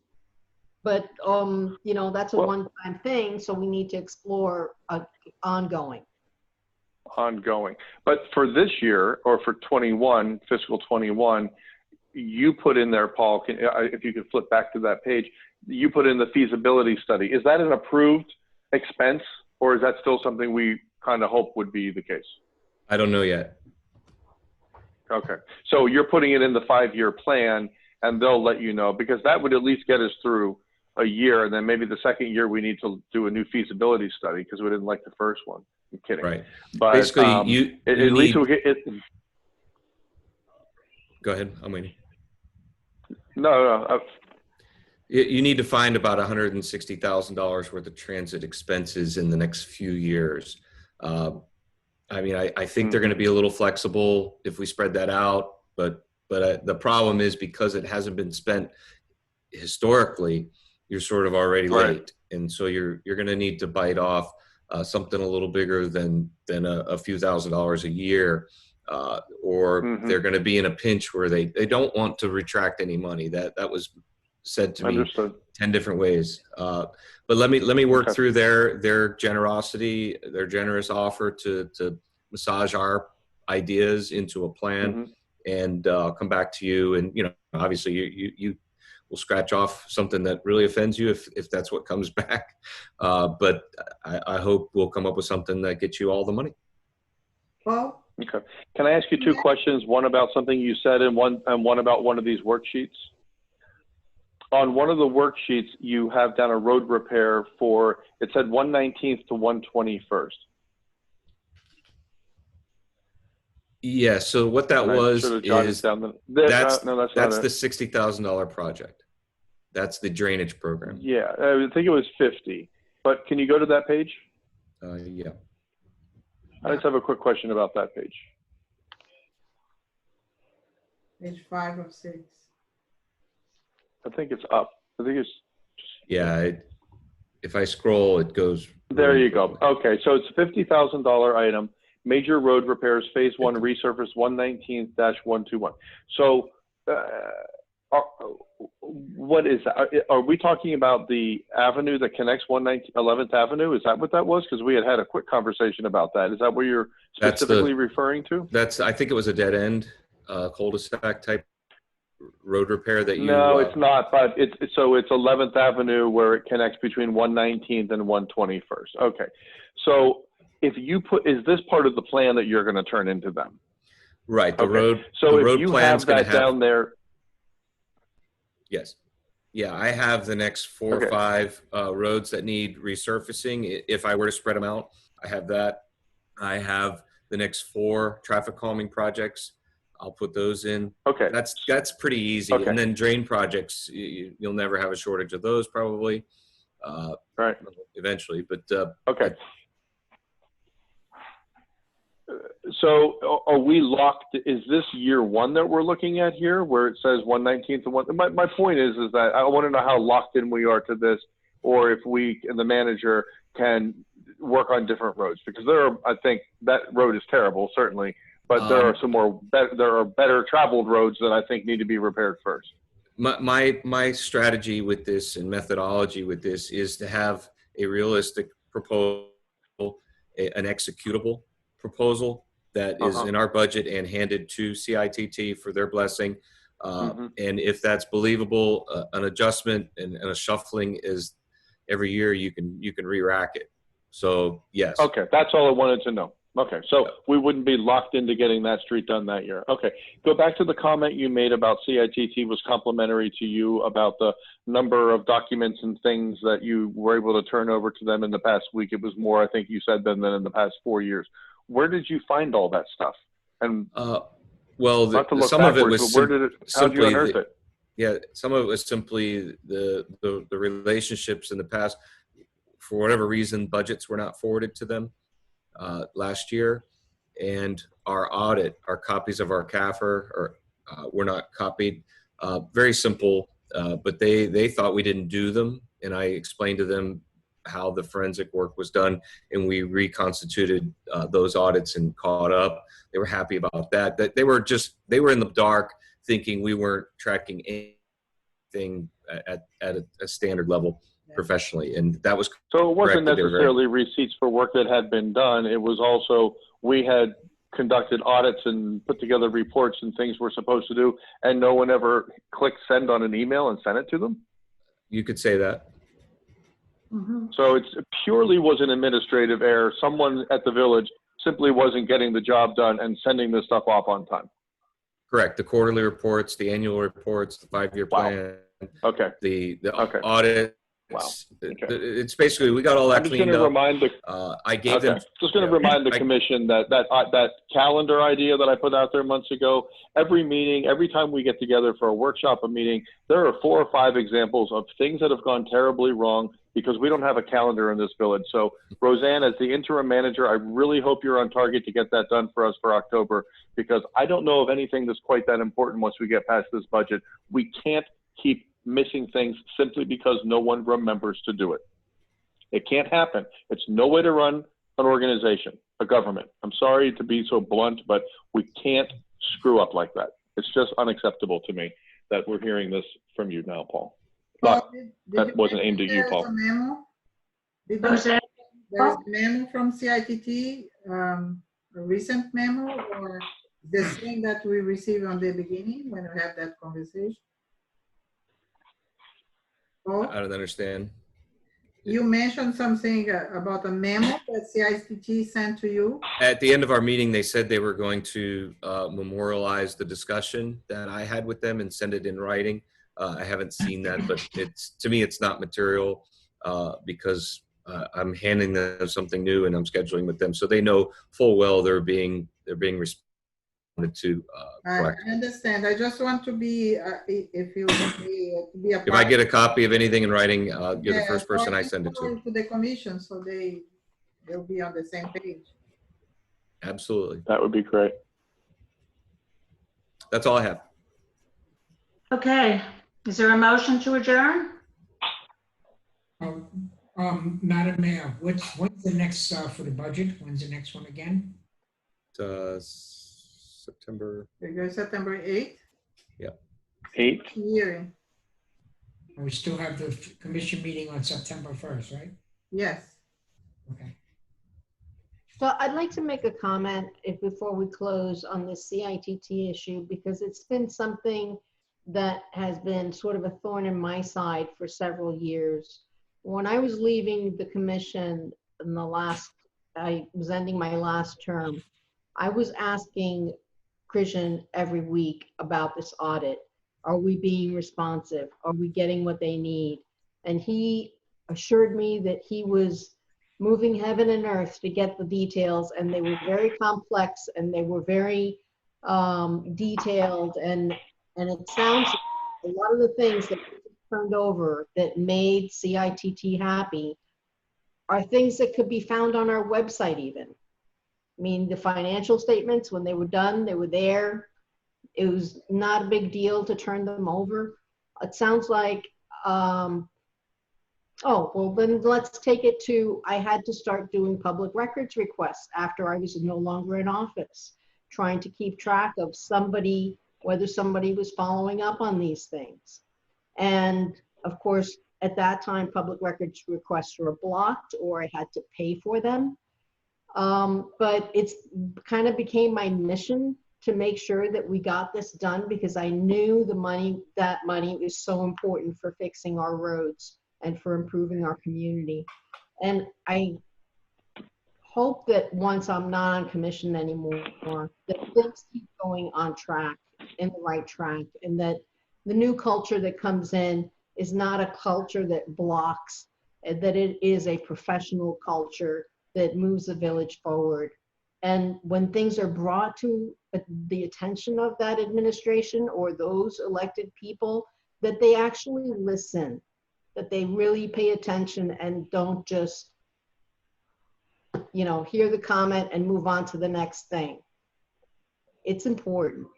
And it's just astounding to me that we as a village did not have professionals in charge that were responsible to the obligations and represented our village very poorly. I certainly hope that we've turned a page and that we're heading in the right direction. Thank you. You have until 5 o'clock tomorrow, Rox, to get your paperwork in. Very tempting. A boy can hope. Very tempting. Motion to adjourn? Motion to adjourn. Second. Good night, everybody. Good night. Good night, everybody.